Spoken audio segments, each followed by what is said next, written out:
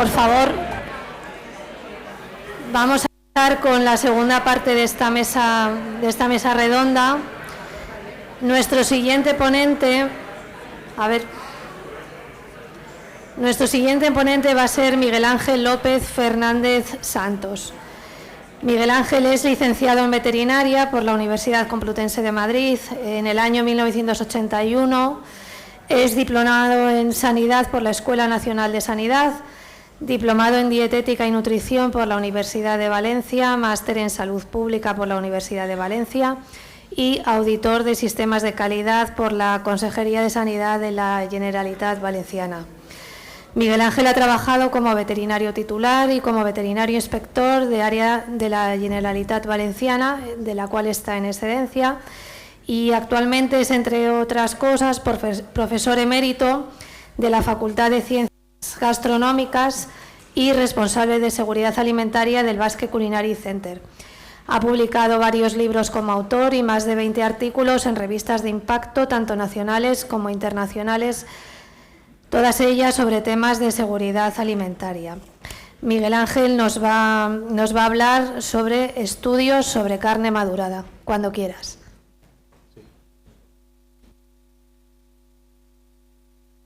¿Se me oye? ¿No?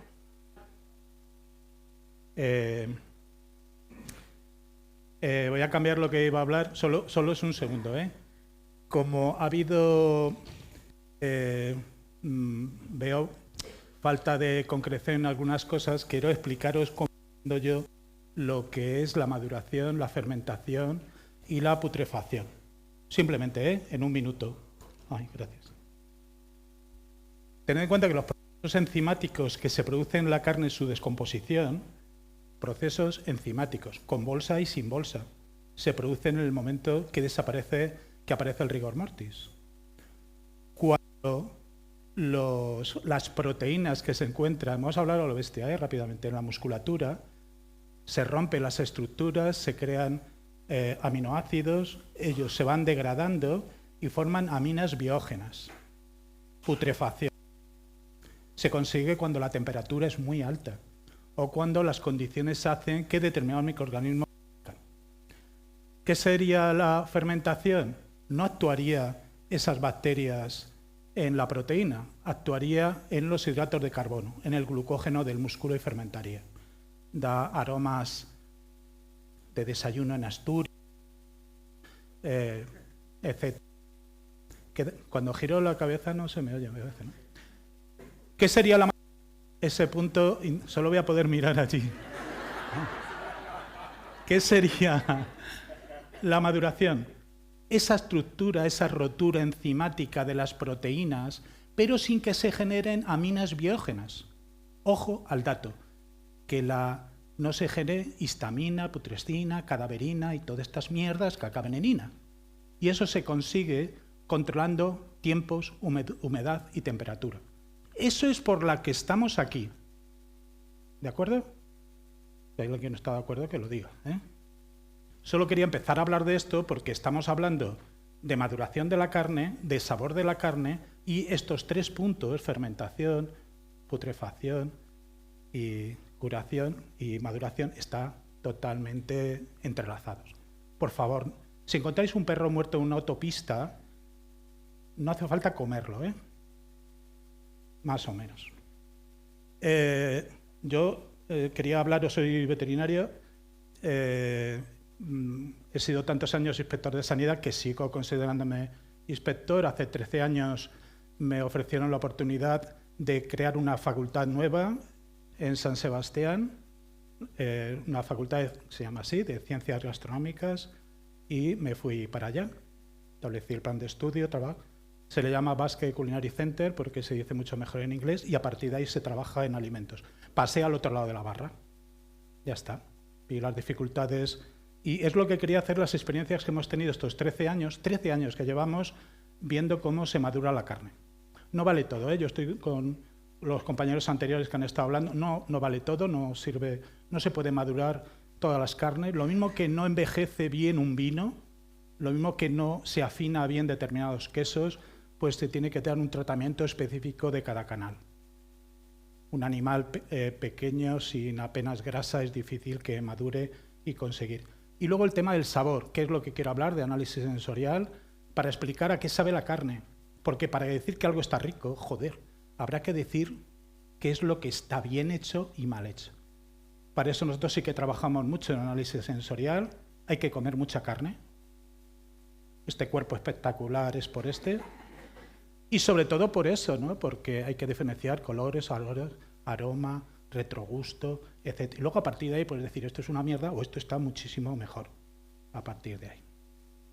He trabajado con los mejores cocineros del mundo, no sé si para bien o para mal, pero por lo menos sí que tenemos claro que la listeria es un problema de todos y que hay que reducir estas temperaturas de almacenamiento como sea. Bueno, los que no lo conocéis deberíais ir de vez en cuando a esta facultad. Yo quería hablaros de vacas viejas y gordas. La fisiología... Voy a ir rápido, porque solo tengo... Yo hablar 15 minutos me es imposible, pero solo quería comentaros la cultura del País Vasco y Navarra, el tema de la carne. La carne, sobre todo de vacas viejas, es el único de los sitios de Europa donde los animales, una vez que pasaban su proceso de producción, ya sea una vaca de leche o que no producía leche o no paría, se le engordaba. Y se le engordaba muchísimo más, muchas veces incluso superior a un año, para tener una carne determinada. Y lo mismo los bueyes, que ya no hay bueyes. De los años 60 prácticamente no hay bueyes. Se pueden encontrar bueyes de 4 años porque se trabajan para conseguir bueyes de estas características. Siguen en Polonia, en Rumanía, en Portugal, etcétera, etcétera, pero es un producto... ¿Sabéis lo que tenían estos animales? Que eran eminentes y para ellos se tenían que madurar, no tiene más historias. Este es Pocholo,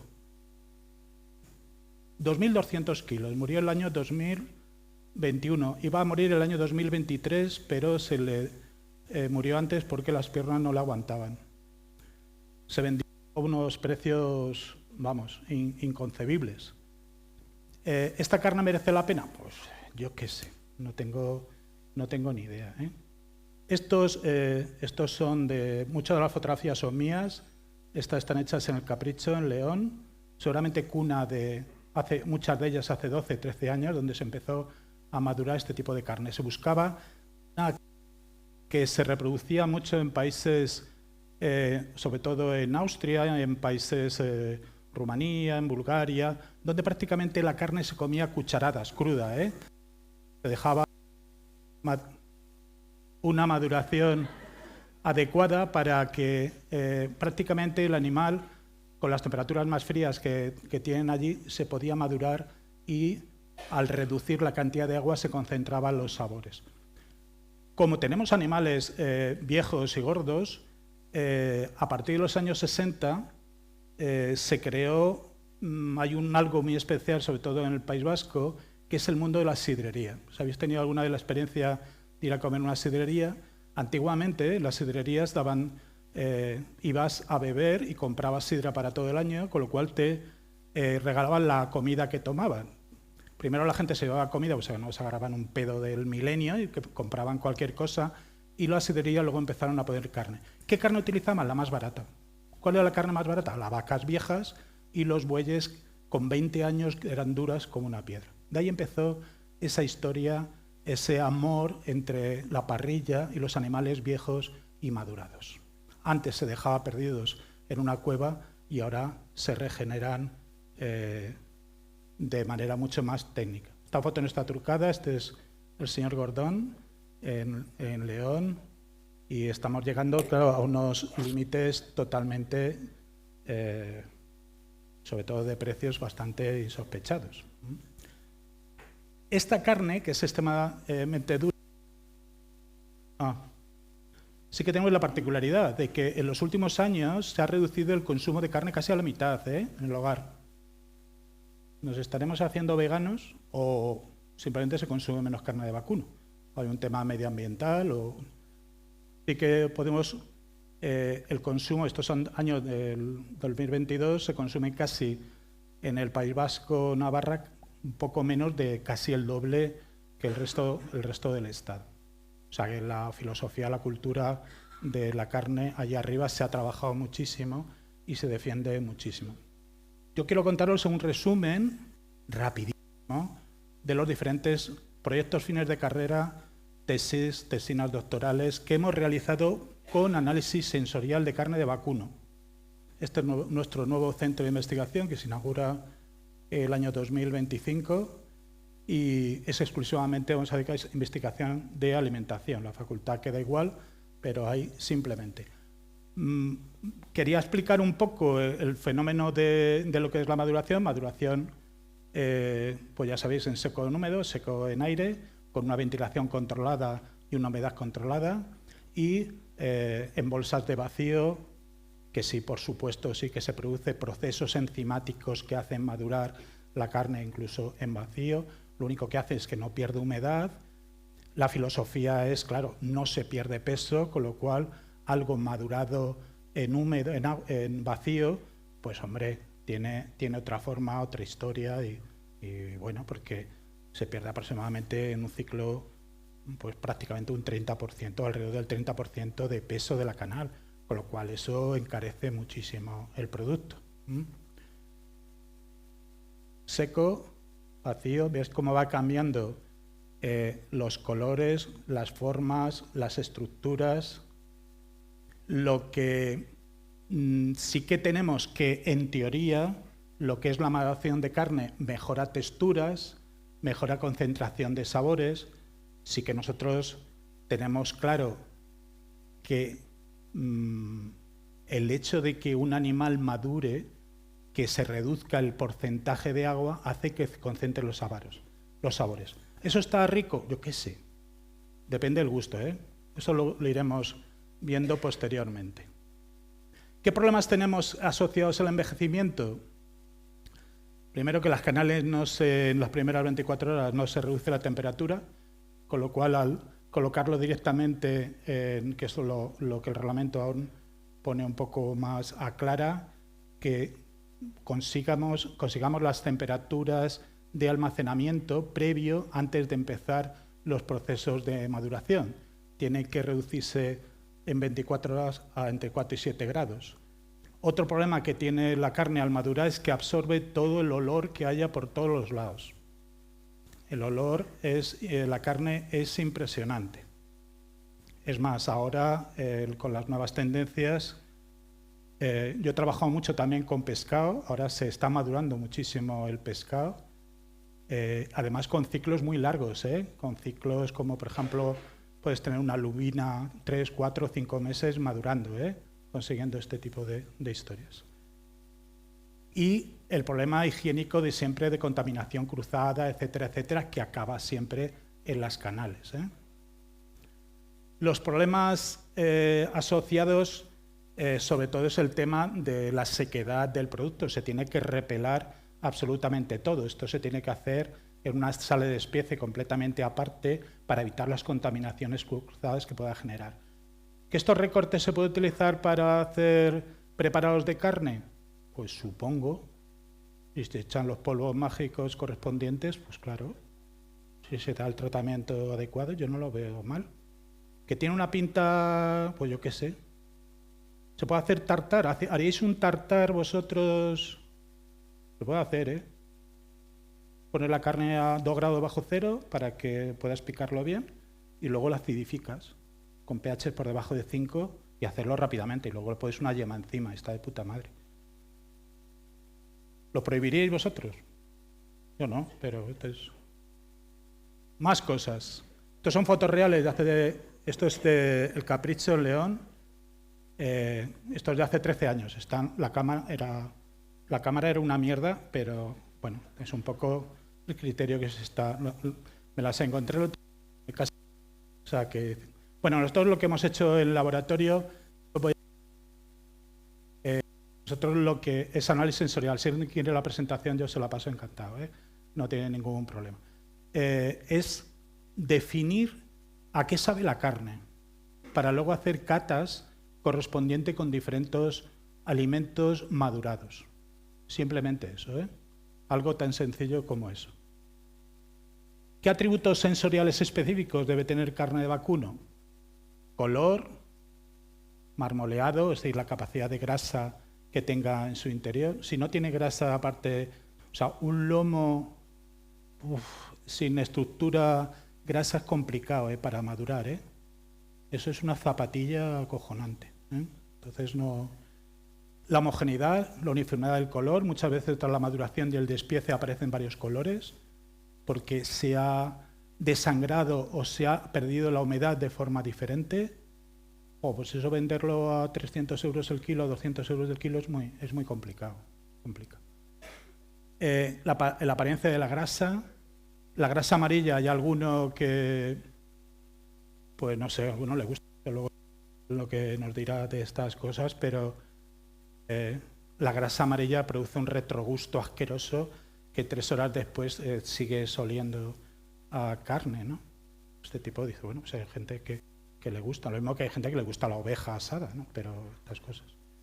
Intensidad del aroma, el perfil aromático, textura, perdonad que tendré prisa, pero que no puedo hacer otra cosa. Sí que es importante y lo que todos estamos buscando es que sea tierno. Sí que se ha demostrado que cualquier producto que se madure convenientemente a unas temperaturas bajas para evitar que crezcan determinados microorganismos y que pueda absorber con una ventilación lenta de arriba a abajo mejor que laterales y una humedad suficiente, pueda tener una terneza, es decir, que tú lo muerdes y te llevas el trozo, y una jugosidad muy superior. También es verdad que nosotros, en las pruebas que hemos hecho, animales con más de 90 días no vemos diferencias. Es decir, sí que cuando pasa 15, 30 días, sí que se le nota una diferencia con 90 días, pero a partir de ahí no hay diferencia. A partir de ahí podemos notar que la carne es más blanda, pero es menos jugosa y tiene una particularidad. Es como si comieras, es un producto que se deshace en la boca, es como comer carne de cocido, ¿no? ¿Cómo se llama esto? Pues eso, morcilla. Que allá arriba le llaman venas. Curioso. Morcillo. Si yo soy de Madrid, o sea que no es de... Y que te adaptas. El resultado de todo esto, que por el hecho de ser más blando no significa que sea más rico. O sea, tener un animal con... Es decir, que todo esto hay que ser especialista y afinar las carnes de tal manera que puede variar el contenido. Es decir, un animal por tener unas características determinadas y madurarlo un cierto tiempo no significa que sea muchísimo mejor, mucho menos, ni mucho menos. Voy. Un minuto. Cambios de sabor se generan con las maduraciones. Intensificación del sabor, el sabor umami. Sabor umami es, coño, que esté rico. No es que sepa a Pringles de pollo y cosas así. No, que esté rico. Que no te canses nunca de comer carne buena. Dices, es que me he comido 1,5 kilos. Sí, que es carne buena.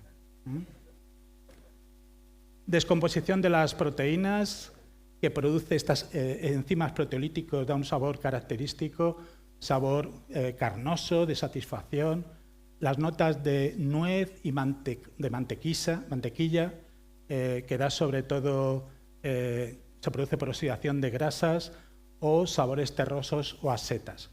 Está claro, ahora que tienen la costumbre, ahora muchos, lo he visto, y maduran incorporando carne, piezas enteras en mantequilla. Yo os animo a que lo hagáis en casa, cogéis una pechuga de pollo, lo metéis en mantequilla, fundida, sacáis, metéis. Una vez que está todo de la mantequilla, lo dejéis en la nevera durante un mes y luego ya me contaréis. A mí no se me ocurre hacerlo ni de borracho, pero bueno. Os lo digo que a lo mejor teniéndolo en la nevera en casa a 3 grados, oye, a lo mejor no crece mucho bicho. El problema de esos sabores terrosos y de setas, sobre todo por la presencia de determinados tipos de hongos. ¿Hay hongos buenos y hongos malos? La mayoría de los hongos, produce micotoxinas. Y el problema es que una cámara llena de hongos, los esporas, van por toda la... y además se mete por el sistema, igual interesa que no crezcan grandes cantidades para evitar que yo no... Hay gente que prefiere tener hongos como si fuera una capa, pero bueno, eso puede generar problemas. Primero porque no es el mismo tipo de hongo, nunca, que hay bacterias que pueden sobrevivir en ellos y la posibilidad de una degradación de este tipo de historias. O sea, todo en su término medio. Aumenta la maduración, sí que tenemos comprobado que aumenta las reacciones de Maillard una vez puesto en la parrilla, seguramente más producida porque tiene mucha menos agua, con lo cual ahí se produce más fácilmente, notas metálicas, aumento de la dulzura de la carne y sabores a mantequilla y queso. Más no puedo avanzar mucho más, pero solo voy a sacar las conclusiones. Yo particularmente, por la experiencia que tenemos en madurar carne, creo que debe ser un proceso eminentemente individual, que las carnes, un animal, aunque sean de la misma ganadería, tiene que tener un desarrollo, un trabajo de maduración totalmente diferente. Lo que ha hecho ahora la EFSA ha sido maravilloso, porque depender el 1140 va a ser un antes y un después en todo este tipo de cosas, no para tirar carne, ni mucho menos, sino para verificar que las cosas se hagan cada vez un poco mejor. Entonces, bueno, pues a partir de ahora yo creo que nos sirven de referencias.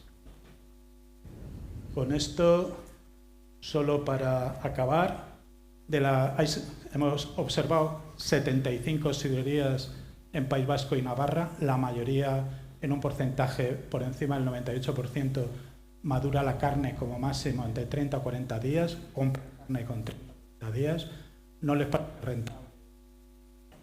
parece rentable madurar la carne más tiempo, solo por el coste económico, pero también por el tema del sabor. Los grandes restaurantes con estrellas Michelin compran puntualmente este tipo de productos y yo creo que ya sentados en un restaurante de estas características, pues te sabe todo rico. Te van a cobrar 500 euros por comer, como encima de decir que está mal, ¿no? Pero en líneas generales hay las catas ciegas que hemos hecho con animales de diferentes 30, 60, 90, 120 días, 200 días, nunca los animales... Claro, es difícil, necesitas para hacer un estudio epidemiológico una gran cantidad de canales, una gran cantidad de animales, y entonces muchas veces es complicado hacer estudios epidemiológicos coherentes.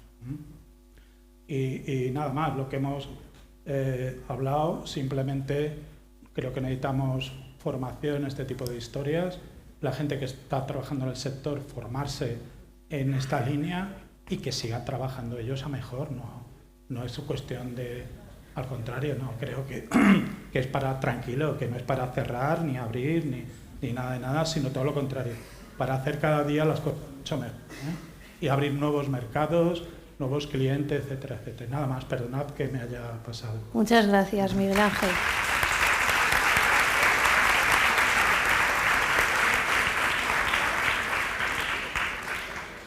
Nuestra siguiente ponente va a ser Elena Pino Robles. Elena es la directora del Área de Calidad, Seguridad Alimentaria y Medio Ambiente de Carnimad, que es la Asociación de Empresarios y Profesionales de la Carne y Derivados Cárnicos de la Comunidad de Madrid. Elena es ingeniero técnico agrícola en Industrias Agroalimentarias por la Universidad Politécnica de Madrid. Desde el año 2017 ocupa el puesto de directora del Área de Calidad, Seguridad Alimentaria y Medio Ambiente en Carnimad.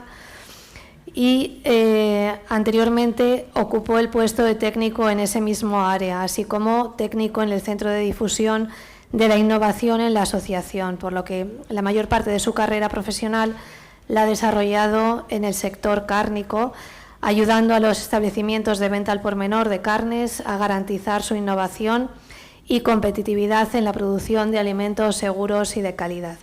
Elena nos va a hablar sobre la maduración de la carne en el comercio tradicional. Cuando quieras. Gracias.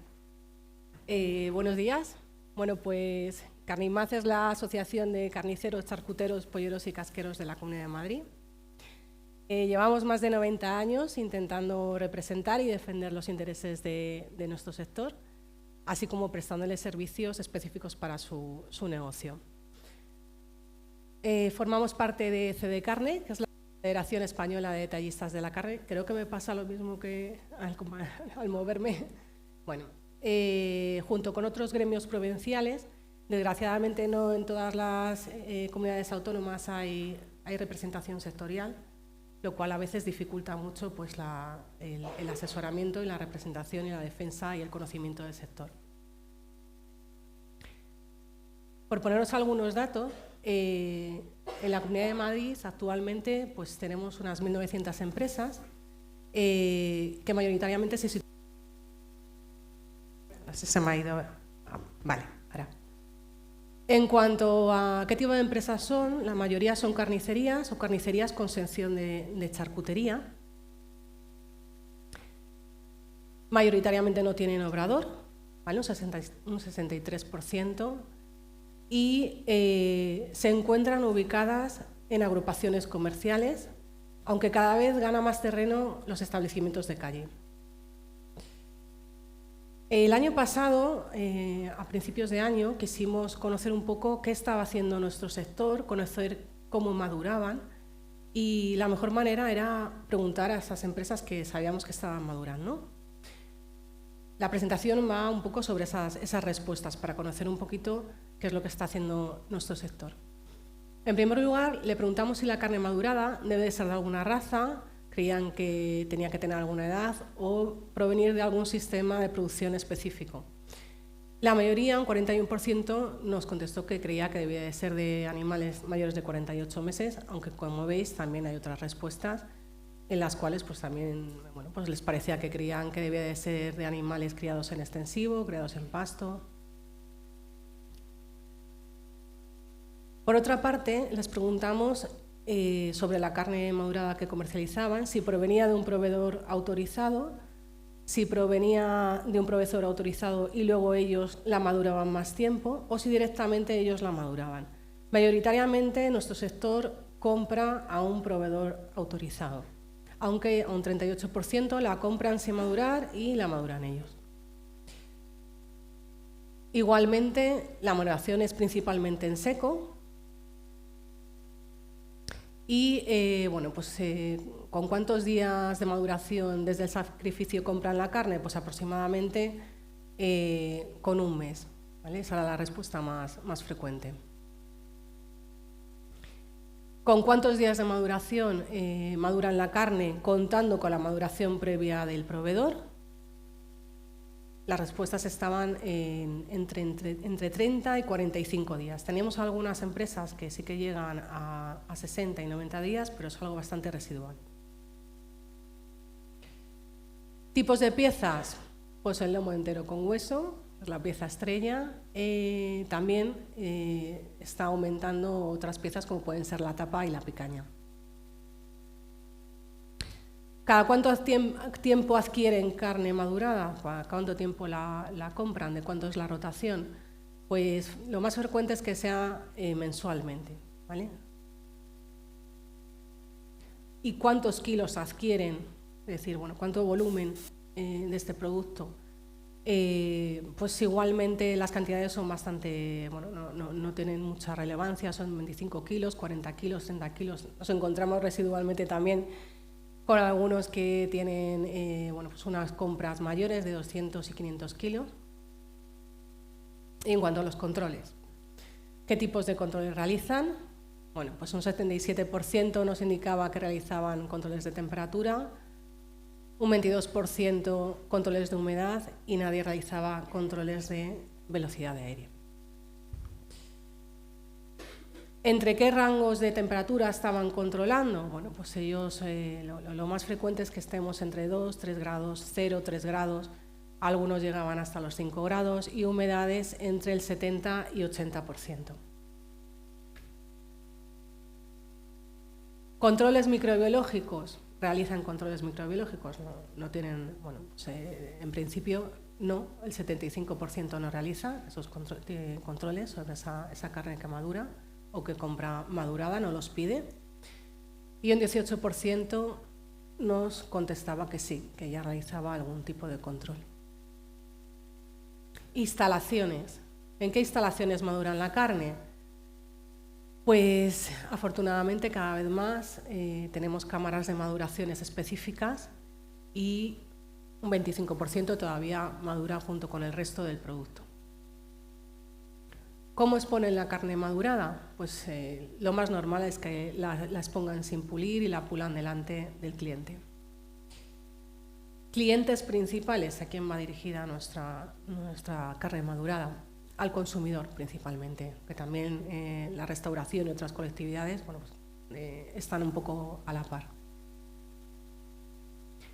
Venden en piezas, fileteado, la carne madurada, también elaboran.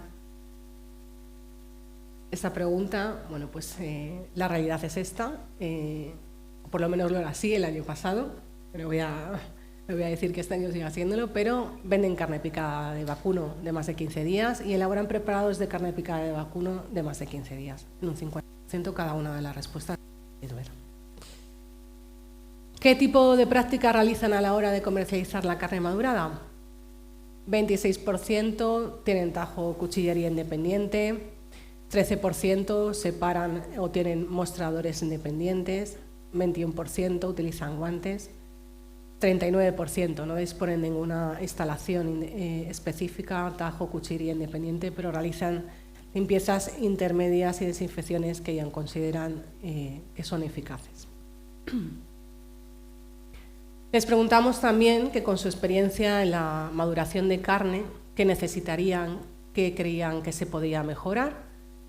Y normalmente cuando hacemos preguntas abiertas en este tipo de cuestiones obtenemos poca respuesta, pero aquí nos llama mucho la atención porque sí que es verdad que se mojaron y decían que les faltaba información, que no encontraban formación adecuada sobre carne madurada, legislación que les orientara. Entonces esas eran un poco sus necesidades. Por lo tanto, viendo un poco todas estas cuestiones, creemos que la maduración nos ofrece muchos retos y muchas oportunidades. Para el sector, obviamente, la carne madurada es un producto demandado por el consumidor, con lo cual, para mantener la viabilidad empresarial y la diversificación de la actividad, deben adaptarse a estas preferencias del consumidor. También deben de empezar a saber informar al consumidor sobre los riesgos y el adecuado modo de consumo de estas carnes, preguntarse si es para todos los públicos. Es una oportunidad para nuestro sector de modernizar sus espacios e instalaciones y, por supuesto, de continuar con el compromiso de implicación en cuanto a los requisitos de higiene y seguridad alimentaria y adaptar, en su caso, sus sistemas de autocontrol.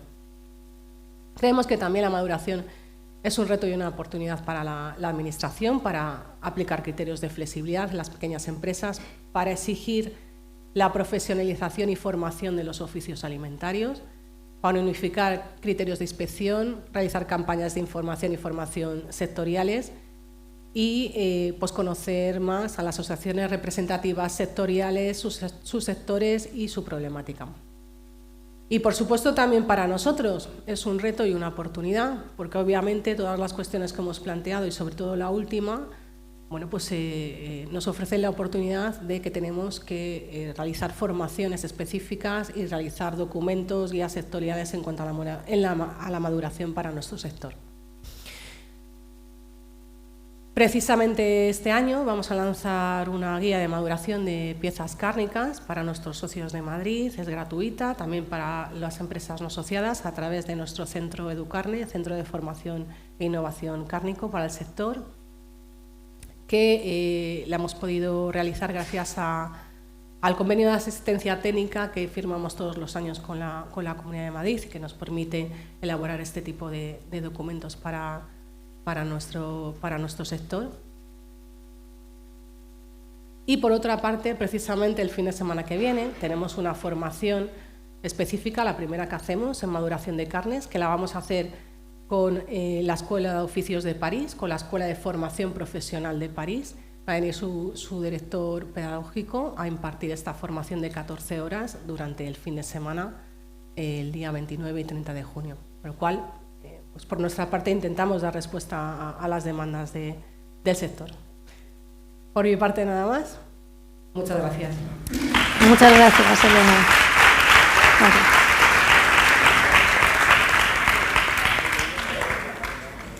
Vamos a dar paso a José Carlos Capel Rivas. José Carlos es economista, crítico gastronómico del país desde hace 34 años y es presidente de Madrid Fusión. Es miembro de la Real Academia de Gastronomía y de varias cofradías gastronómicas españolas y europeas. También fue fundador en el año 2003 del Congreso de Alta Cocina Madrid Fusión, coordina un máster en crítica gastronómica y participa en Gastroactitud, una red social creada para los amantes y aficionados de la gastronomía, y también ha publicado más de 40 libros sobre literatura gastronómica. José Carlos nos va a hablar sobre la maduración. No todo vale. Cuando quieras, José Carlos. Bueno, pues bienvenido. Muchas gracias. Encantado de estar aquí y de aportar mi modesta opinión en este mundo tan conflictivo. Yo creo que vine a visitar a Cárnicas Lío aquí a Mercamadrid hace 15 años, me recordaba ahora Ladi. Ellos llevaban 5 más. En aquel entonces yo escribí un artículo sobre las carnes maduradas y lo que estaban haciendo en el fenómeno que se estaba despertando. Aquel artículo lo publiqué en El País, tuvo una resonancia tremenda y desde entonces, pues yo soy amigo de Ladi, pero cada vez que me lo encuentro le suelo decir, es que a mí no me gustan las carnes maduradas. Es decir, le he dado toda suerte de oportunidades a las carnes maduradas. Bien, es cierto, vamos a hacer excepciones. Alguna vez me he encontrado con alguna que me ha gustado. Quiere decir que no hay que ser categóricos, sobre todo en el tema gastronómico es mucho más complicado. Yo coincido con todas las afirmaciones que ha hecho Miguel Ángel respecto a la evolución de las carnes. Las carnes hay que madurarlas, evidentemente, porque si no, no se podrían comer.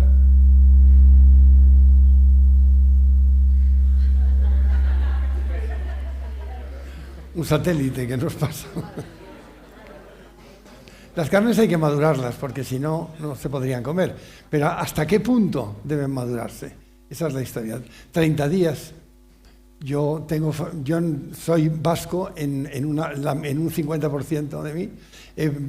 Familia en Durango, 30 años pertenezco a la Cofradía Vasca de Gastronomía, 30 años veraneando en Zarauz, conozco perfectamente los asadores. Y casi me identifico con esas maduraciones de 25, 30 días, 35.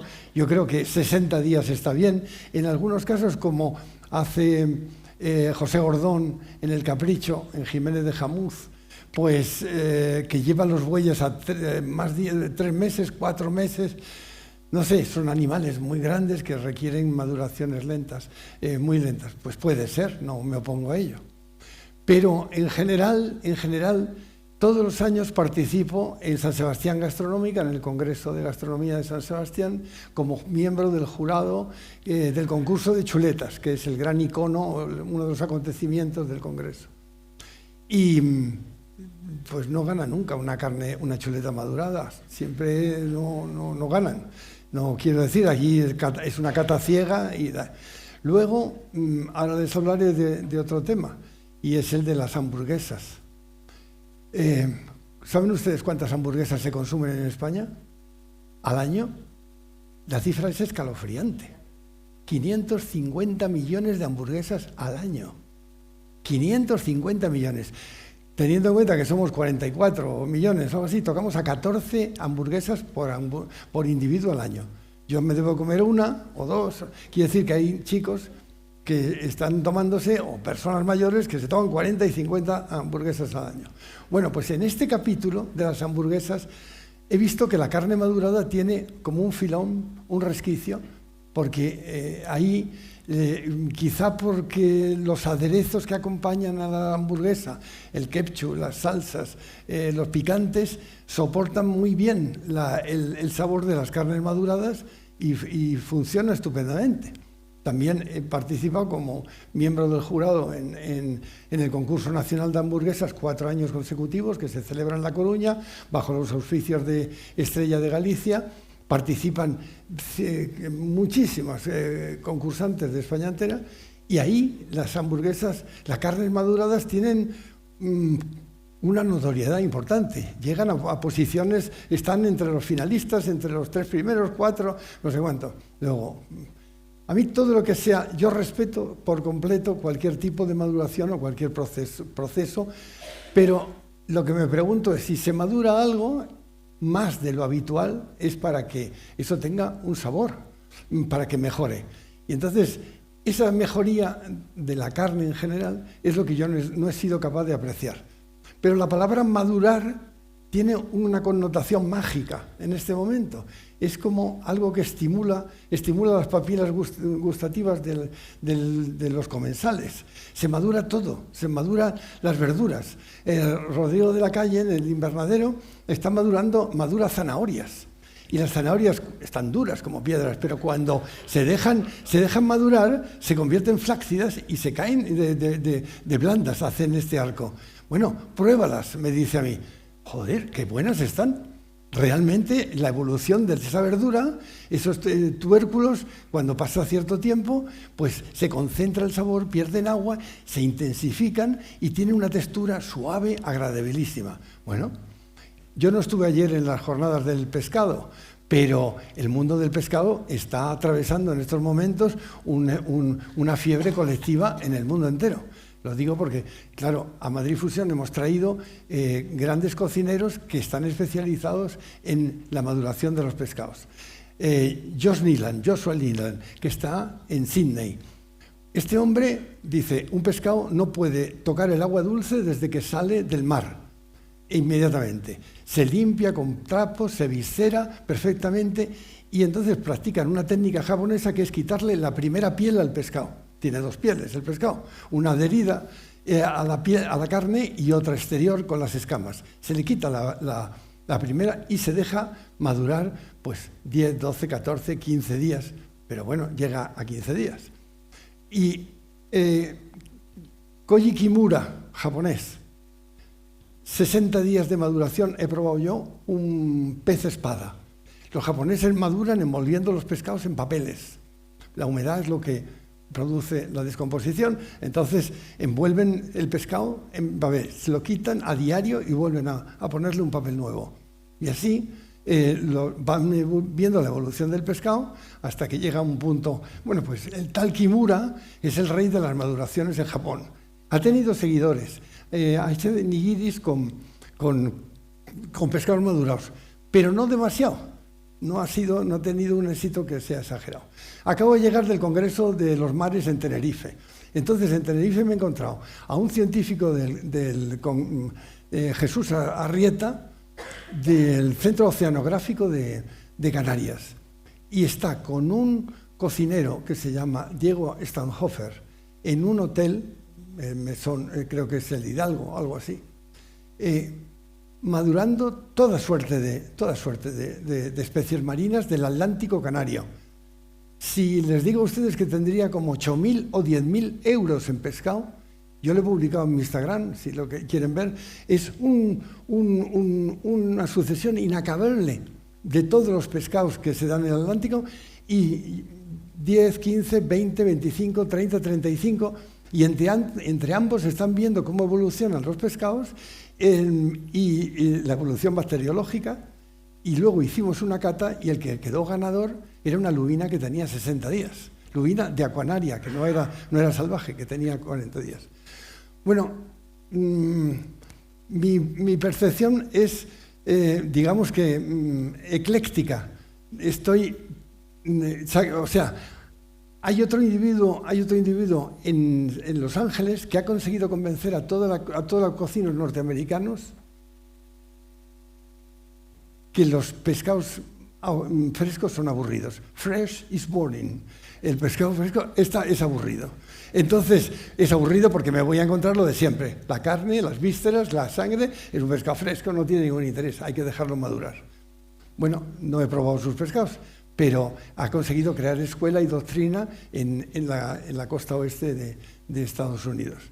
Quiere decir que en el mundo entero en el que estamos viviendo hay como una especie de efervescencia del término maduración que muchas veces no es más que un postureo por parte del consumidor, porque en cantidad de ocasiones yo he estado con colegas míos que defienden a muerte las carnes maduradas y cuando he visto después, de una manera clandestina, sus fichas de cata, las habían puntuado mal. Entonces, claro, también depende de qué tipo de carne, de qué animal, de cómo se llama, la alimentación que haya tenido, la maduración. En la costa alicantina está Canalloán, no me acuerdo cómo se llama, Calloán. Lío les vende las carnes con 90 días y ellos le meten 90 días más. Entonces, pues, o con el tiempo que sea, si las envejecen o las maduran en una vitrina, pues ya están perjudicando la carne. Yo me he tomado allí alguna chuleta que no se podía comer, pero eso no es culpa de la carne, es culpa de un maltratamiento posterior. De manera que nos movemos en un territorio que desde un punto de vista gastronómico, que es el mío, es un tanto ambiguo. Es un tanto, merece por mi parte toda suerte de respetos, pero mi opinión es que en muchas ocasiones las cosas no funcionan, las maduraciones no hacen nada por mejorar el producto y solo de vez en cuando suena la flauta y esas son mis experiencias y se encuentra algo realmente importante. Por ejemplo, en el asador Lana, en Madrid, que para mí es el mejor que hay en esta ciudad, que llevan unos argentinos, y tomé una carne madurada, supongo que era de carne y jardío, que me pareció excelente. Dice, te voy a dar ¿quieres probar dos carnes? Una rubia gallega y una carne madurada. Yo no quiero carne madurada. Dame. Tienes que probarla. Joder, era buenísima, absolutamente buena. Por lo tanto, no sé, en Argentina hay un debate tremendo con las carnes maduradas, pero claro, los argentinos sacrifican novillos de 3 años, como mucho, o 2 años y medio, y claro, ahí las maduraciones no proceden, no tienen mucho sentido, y ellos hacen maduraciones húmedas, no en seco. Por lo menos Pablo, el que está en Buenos Aires, que es el que tiene el mayor, está facturando, tiene un restaurante impresionante. Bueno, pues yo les transmito mi opinión y el mayor respeto para las maduraciones, pero mi opinión es que mi experiencia no acompaña los resultados. Muchas gracias.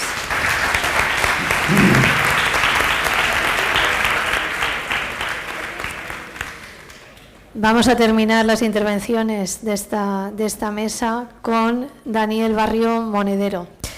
Daniel es inspector del Departamento de Inspección de Mercamadrid, de la Subdirección General de Salud Pública de Madrid Salud del Ayuntamiento de Madrid. Daniel es licenciado en Veterinaria por la Universidad Complutense de Madrid en el año 2009, funcionario de carrera del Ayuntamiento de Madrid desde el año 2013, ha trabajado en el Departamento de Inspección de Mercamadrid, primero como jefe de sección oficial de carne y derivados cárnicos, y posteriormente como jefe de unidad de control oficial 2. Cuando quieras, Daniel. Gracias, Esther. Tengo muchas cosas que contaros y poco tiempo. Así que allá vamos. Mi ponencia es control oficial durante el almacenamiento y la producción de carnes maduradas. Quiero exponer mi experiencia y la de mis compañeros durante estos más de 10 años en el control oficial de este tipo de carnes.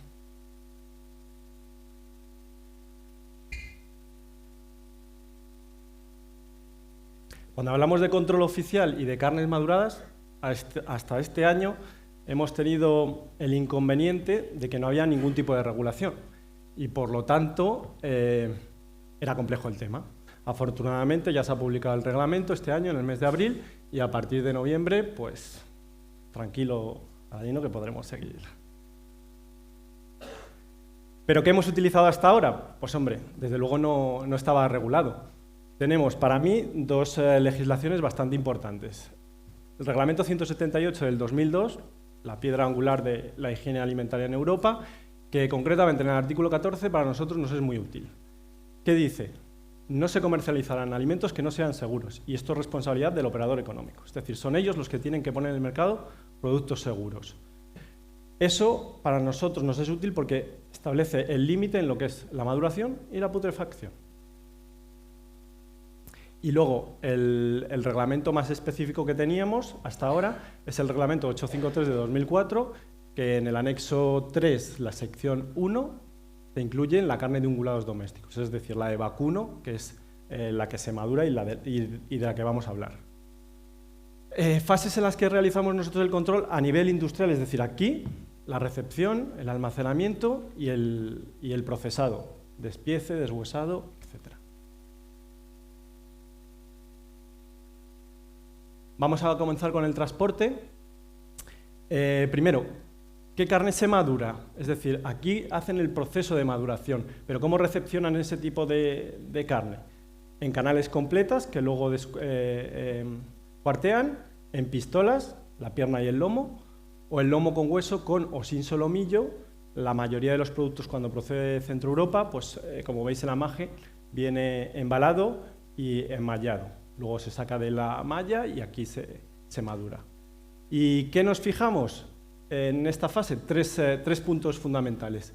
La temperatura, hasta la recepción, no es carne madurada y de hecho el reglamento delegado que se ha publicado este año no entra en la fase del transporte porque se considera que no es carne madurada. Por lo tanto, el criterio a aplicar es el que establece el 853 para todas las carnes de ungulados, 7 grados centígrados.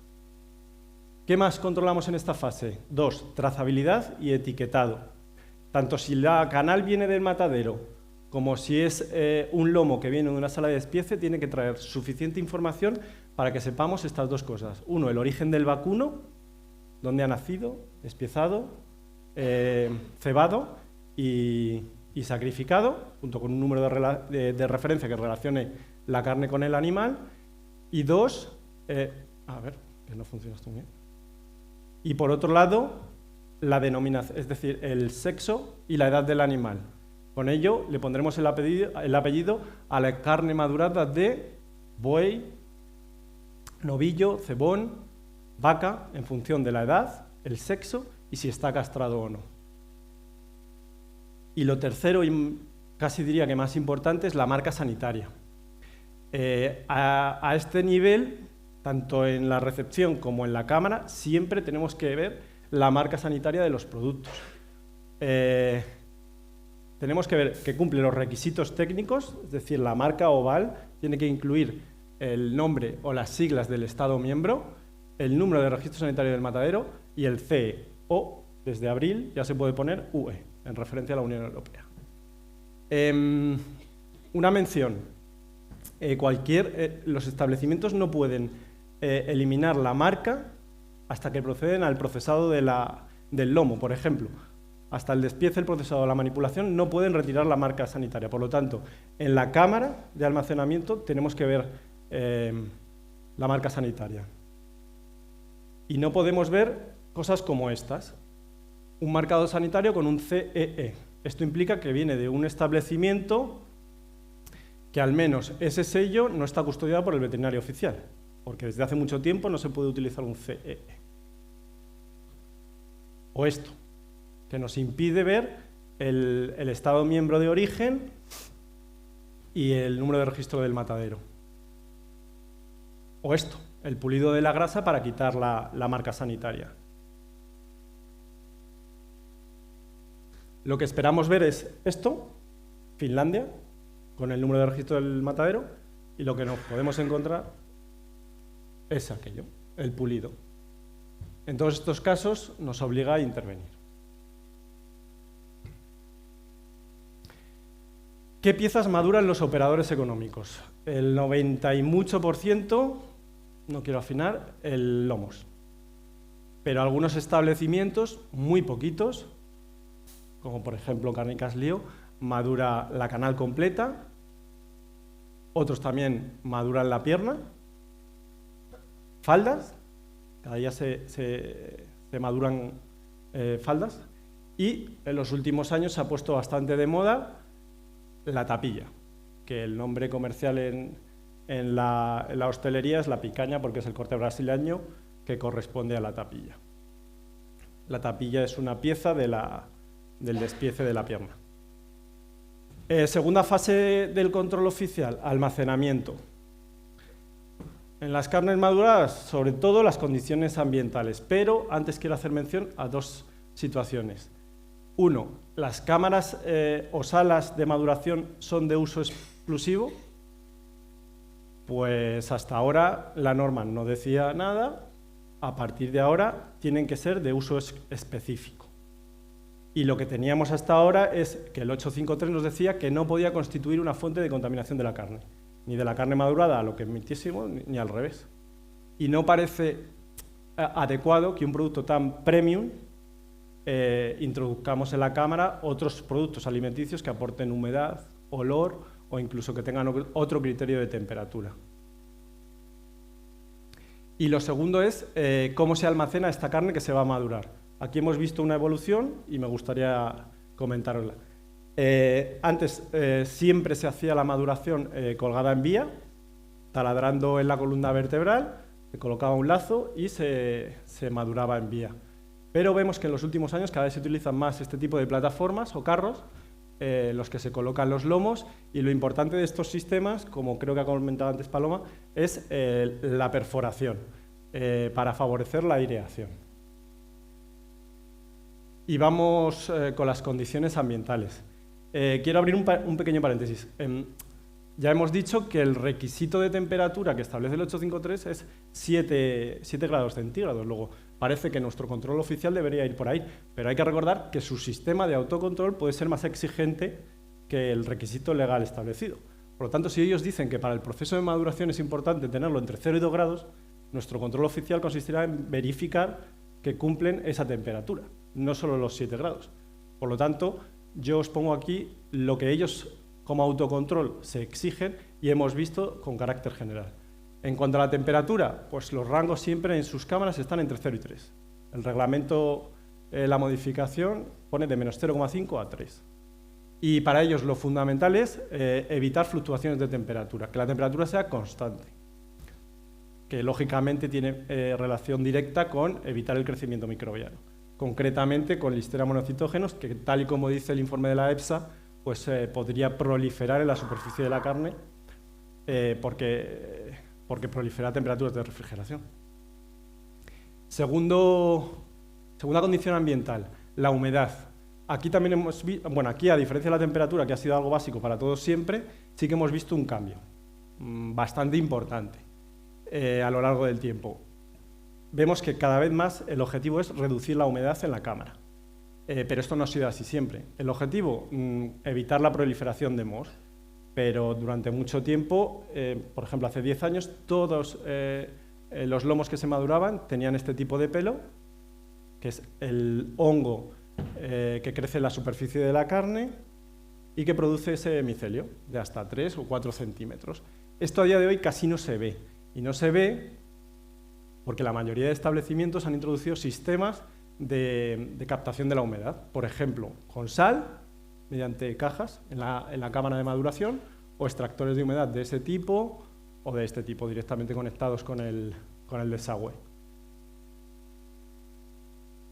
Tercera condición ambiental que controlan, y esta no es habitual, es el flujo de aire, pero es verdad que la nueva reglamentación lo ha tenido en cuenta. En algunos establecimientos vimos que en las cámaras se empezaron a colocar ventiladores para realizar un movimiento continuo del aire. Está muy relacionado con la anterior, con la humedad. Lo que hacemos es que directamente baja la humedad en la superficie de la carne y ayuda a crear lo que ellos llaman la corteza o la costra, que es el primer centímetro de carne más seca. Y el cuarto, el tiempo de maduración, pues yo creo que ya hemos hablado suficiente de ello. ¿Qué puedo decir yo? Que el reglamento habla de máximo 35 días, pero tranquilo, que dice que se podrán aplicar otras combinaciones de todas estas condiciones ambientales a satisfacción de la autoridad competente, para garantizar que el producto es seguro. ¿Y cómo se hace esto? En el fondo es lo que hemos hecho ya siempre, con autocontrol. Ellos hacen una descripción de su proceso de maduración en su sistema de seguridad alimentaria y un análisis de peligros concretamente basado en el riesgo, en este caso, biológico. Y el objetivo es garantizar que al final el producto es seguro. ¿Cómo se hace eso? Con una buena descripción y sobre todo verificándolo al final, que ahora veremos cómo se hace con analíticas. Última fase del control oficial, el procesado, el despiece o el deshuesado. En esta parte lo principal, el objetivo es ver que limpian bien el producto, que una vez que está la chuleta preparada no han limpiado bien todas las partes resecas y aquellas que tengan moho superficial, cualquiera que tenga un potencial riesgo de contaminación. Y sí quiero hacer una mención, porque como os estoy contando la experiencia de todos estos últimos años, creo que merece la pena recordar el recorte de la columna vertebral. Hablamos del MER, del material específico de riesgo, hablamos de las encefalopatías espongiformes bovinas. Esta es una foto de la situación actual a junio de 2024. Ahora tan solo hay un Estado miembro, que es Grecia, que continúa en el estatus de riesgo controlado. Y hay otro tercer país, que ya es Reino Unido, que también continúa como riesgo controlado. El resto son ya de riesgo insignificante y eso ocurrió en la mayoría de los Estados miembros y en España en 2016. Francia y Polonia tardó un poquito más y el cambio fue radical. Porque pasamos, ¿por qué estoy comentando esta situación? Por cierto, de Grecia casi no llega, bueno, yo no he visto nunca carne de vacuno de Grecia y de Reino Unido sí. Estoy comentando esto porque el material específico de riesgo es la columna vertebral de los bovinos mayores de 30 meses. Y todo lo que estamos hablando hoy son animales, principalmente mayores de 30 meses. La vaca, por ejemplo, es más de 48 meses. Por lo tanto, teníamos durante bastante tiempo, bastantes años, cámaras con producto madurado repleta de material específico de riesgo, la columna vertebral. Y todo ello tenía una reglamentación leonina en la que tenían que tener las canales separadas, tenían que realizar la extracción de la columna, un montón de cosas que ya no vamos a entrar, pero que sí que me gustaría recordar porque es verdad que para ellos fue muy complejo y nuestro control oficial en este tipo de carnes básicamente se basaba en controlar este riesgo. Era material de categoría 1, standards. Y como casi todos los que maduran tienen su sala, están autorizados para la retirada de la columna vertebral. Y todos los años, si no han solicitado la retirada de esa autorización específica, hay que revisar que cumplen los requisitos para poder extraer la columna si fuese necesario. Si a día de hoy ya prácticamente no tiene utilidad, pero si la siguen manteniendo hay que seguir revisándolo. Y este es el procedimiento o la ficha de control de todos los ítems que verificamos. Y digo que la normativa no se ha eliminado, pero es verdad que se ha reducido mucho. ¿Por qué? Porque prácticamente solo es Reino Unido. Pero esto es una actuación que realizamos en julio del año pasado, un lomo, carne de vaca madurada, vaca más de 48 meses, animal procedente del Reino Unido y tenía la columna vertebral completa. Por lo tanto, dijimos, esto es MER. Y lo que observamos es que había un rasurado parcial, pero evidentemente incompleto. Cuando tenían que eliminar la columna vertebral no se puede ver absolutamente nada del canal medular, y aquí se ve de forma completa. Así que pues lo inmovilizamos, se destinó a una sala autorizada para la retirada de la columna vertebral y el lomo posteriormente se pudo liberar al mercado.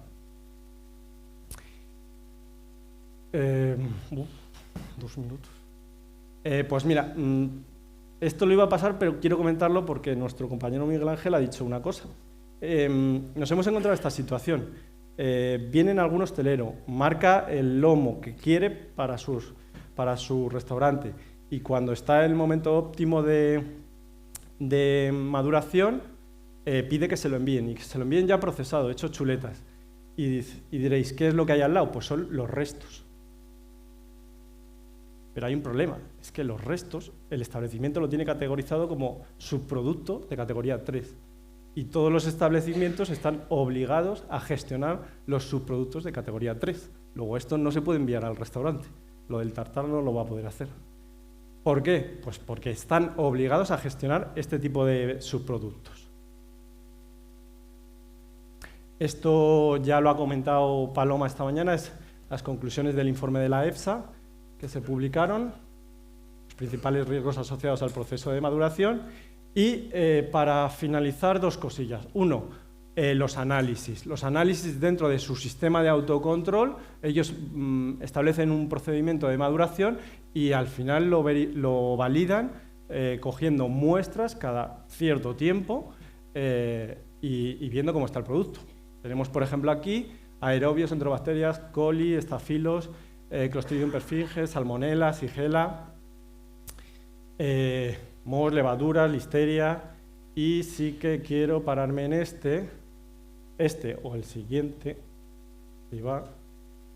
que imagino que sabréis de quién es, porque es un animal que se sacrificó en 2018 y la muestra se cogió en 2023, es decir, es un animal de casi 5 años de maduración y dijimos, pues vamos a aprovechar por cierto, es en marzo de 2023, ya había salido el informe de la EFSA y por lo tanto solicitamos a este operador económico que además de mohos y levaduras identificase alguno de los mohos que el informe comentaba y por PCR sí que estaba presente. El problema de los mohos y las levaduras es que no hay límites de referencia.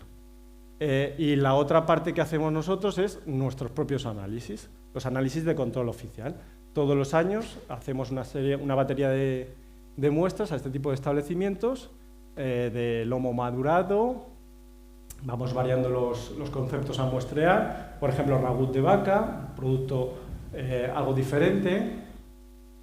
Y bueno, como veis en la parte final, las conclusiones es que no se pueden establecer límites legales para los mohos porque no hay límites de referencia para los mohos y las levaduras. Pero bueno, siempre está bien mostrarlo. Y ya para terminar, quiero hablar un poquito del tema que ya se ha dado alguna pincelada. ¿Se puede elaborar carne picada con carne madurada? Pues la primera es fácil, ¿no? A día de hoy no.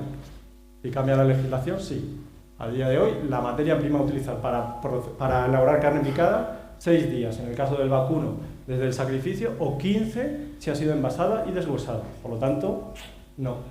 ¿Se pueden hacer preparados de carne? Sí. Lo que yo me gustaría poner aquí a debate es esto. No es lo mismo una burger meat de carne madurada en la que tenemos carne madurada y algún tipo de conservador, por ejemplo un sulfito, que lo que hace es limitar el crecimiento de la flora microbiana, a otros tipos de productos que estamos viendo en el mercado, las hamburguesas maduradas, en las que estamos viendo 99% carne madurada, 1% agua, 1% pimienta, 1% antioxidantes. Y la verdad es que nos surgen dudas. Creo que es, como han comentado algún compañero, este tema está subiendo y creo que dentro de unos años veremos si es un problema o no, o igual lo vemos antes. Y nada, hasta aquí. Muchas gracias. Muchas gracias.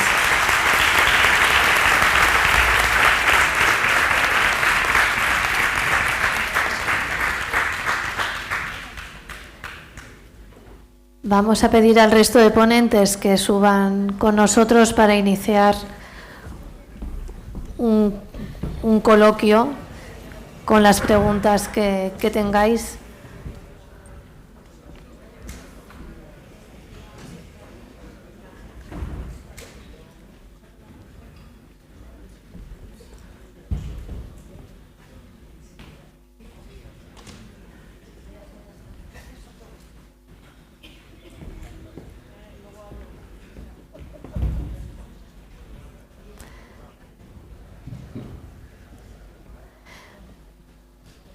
Bueno, ¿tenéis alguna pregunta? Los ponentes también pueden participar, ¿eh?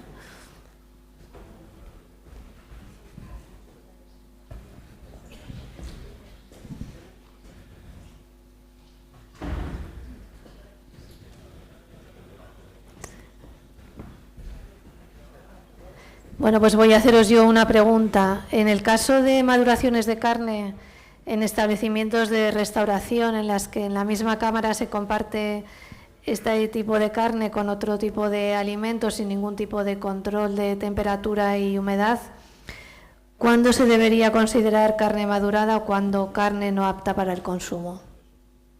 ¿Qué opináis? Han dicho en carnicería, ¿no? Sí, sí, Hostelería, vale. hostelería. Lo mío es industria. O sea, veo que nadie os queréis mojar, ¿eh? Espera, si puedes pasarle... Un restaurante no puede madurar la carne. Tiene un expositor de carne. Tiene que llevar una carne que la expone para venderla. Olvídate. Lo demás no vale. Mi opinión es que en una vitrina se puede mantener la maduración, pero yo creo que la maduración se hace en cámaras como las que hemos visto. Es una opinión. Sí, sí, sí. Como decía antes, el reglamento, las condiciones que se establecen en el reglamento no aplican al comercio al por menor, pero la opinión de EFSA no da muchas directrices de por dónde hay que ir para garantizar la seguridad de las carnes maduradas. Entonces, en el establecimiento que no pueda cumplir esas condiciones, yo veo complicado demostrar que lo que están haciendo es un producto seguro, pero bueno, pues dependerá de las instalaciones que tengan y el proceso que siga, pero claro, el artículo 14 del 178, como decía, está ahí y eso aplica a todo el mundo. Yo, en cambio, yo lo tengo muy claro. No. Si pierde las características organolépticas, color, olor, sabor, textura, a la basura. Ay, queda un pareado esto, ¿no?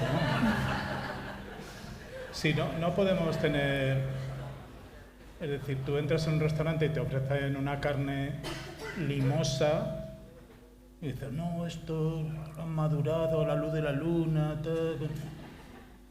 A la basura, sin problema de ningún tipo. Luego el problema es inmovilizar esa carne, toda la gestión que tiene, el papeleo, que mueve todo este tipo de historias. Hablo en pequeños establecimientos, no hablo en industrias. Sobre todo porque es que no aportamos absolutamente nada, estamos aquí para proteger al consumidor. Entonces, bueno, si pierde las características organolépticas, yo creo que no es apto para consumo. Luego lo que pasa es la burocracia de inmovilizar algo, etcétera, etcétera, para acabar tirando. Muchas veces es complicado. Pero a nivel industrial también ocurre. Se madura y hay algunas veces que entras en alguna cámara y te dice, estoy madurando. Y dices, no es un establecimiento que madure habitualmente y lo que ocurre es que se le ha retrasado por falta de venta. Que por lo tanto, hay que actuar. Yo que he madurado, yo sí que he madurado, yo creo que no se tienen los conceptos claros de lo que es el proceso de evolución de la carne. Por el hecho de meter algo en un frigorífico, no madura. Claro. Lo mantienes, lo almacenas y me imagino que tendrá como buen producto fresco un consumo preferente. Y el consumo preferente será cuando pierda esas características organolépticas. Entonces, claro, lo mismo que la fruta fresca o otro tipo de productos, cuando se cubren de moho, yo no voy a discutir, eso no es apto para consumo, se tira directamente, aunque a lo mejor los mohos no generen absolutamente nada. Pero yo creo que deberíamos actuar de esa manera, que es un poco el sentido común. La EFSA ahora, por lo menos, sí que con este nuevo reglamento, o por lo menos ha aclarado un montón de historias. Creo que puedo comentar, pues yo una vez entré en una cámara y el olor a amoníaco era horroroso. Pues lo primero que hice fue sacar el termómetro y pinchar un lomo. Y estaba a 15 grados. Luego, pues Pero mira, evidentemente, se observó que llevaba más de 2 días a esa temperatura. Se había ido por completo. ¿Sabes lo que ganaríamos mucho? Si todas las instalaciones grandes y pequeñas tuvieran termómetros, ojo al dato, que supieran lo que es un pHímetro, que controlaran no solo los termómetros que hay en las paredes, sino que pudieran controlar. Tenemos muchos PPC, muchos papeleos, pero no controlamos este tipo de cosas. Y podemos verificar el pH, que es muy sencillo. Un pHímetro vale, mucho más barato que un cubata en cualquier lado. Entonces, es muy sencillo este tipo de historias. Yo creo que son herramientas de formación a la gente que le puede... Lo que pasa es que estamos dentro de procesos muchas veces mágicos que no tienen mucho sentido. Entonces, respecto a lo que dices tú del pHímetro en el matadero, todas las canales que se cargan salen ya mirado el pH. Porque veterinario, si tiene pH, no se puede cargar para un destino. En este caso, en mi casa. Claro. En mi casa tengo pHímetros. Todas las canales que entran se mide el pH. Pero ahora, supuestamente, con esta ley, pero si vas a ir a un restaurante que madura la carne y le vas a decir, ¿tienes pHímetro? Joder, ¿por qué no? Yo sí que Sí, voy, te digo la ley, no por mí, no meterme contigo. Si yo lo tengo que tener, vas a un restaurante, pH no tiene, control de lo que dices tú, control de humedad, no sé, frío. ¿Sabes lo que dice Daniel? El tema de poner las cámaras a 15 grados es una maduración rápida, crían pelo, como dices tú, y está madurado. No, perdona, está podrido. No tiene nada que ver. En este caso fue un fallo técnico, pero que era evidente al entrar que olía a amoníaco y el producto se había echado a perder. Pero tú sabes que las maduraciones rápidas es, subes la temperatura de la cámara, en vez de tenerla entre 0 y 2, la subes a 8. En 15 días tienes los lomos todos con pelo. Ya, hombre, pero... Por fuera, por dentro más, pero cuando pones esas temperaturas no solo crece el pelo. Estoy diciendo que crece el pelo, pero por dentro, ¿cómo está? Es que crecen tsunamis de microorganismos que, aunque intentes repelar, se cubre todo, suelos, paredes, techos, etcétera, etcétera. Y estamos hablando con cosas que no te dan una diarrea, sino que las posibilidades de que tengas un cáncer de colon en los próximos años es más alta. Y son cosas que no se eliminan, como determinadas toxinas, determinadas bacterias, como la toxina estafilocócica y alguna más, que aunque le pongas una parrilla a 300 grados te la vas a comer con patatas. Y entonces, es por esto esta discusión. Si no pasara absolutamente nada, pues no pasaría. Simplemente que yo creo que con herramientas tan sencillas que valen 8 o 10 euros, se pueden controlar muchos procesos.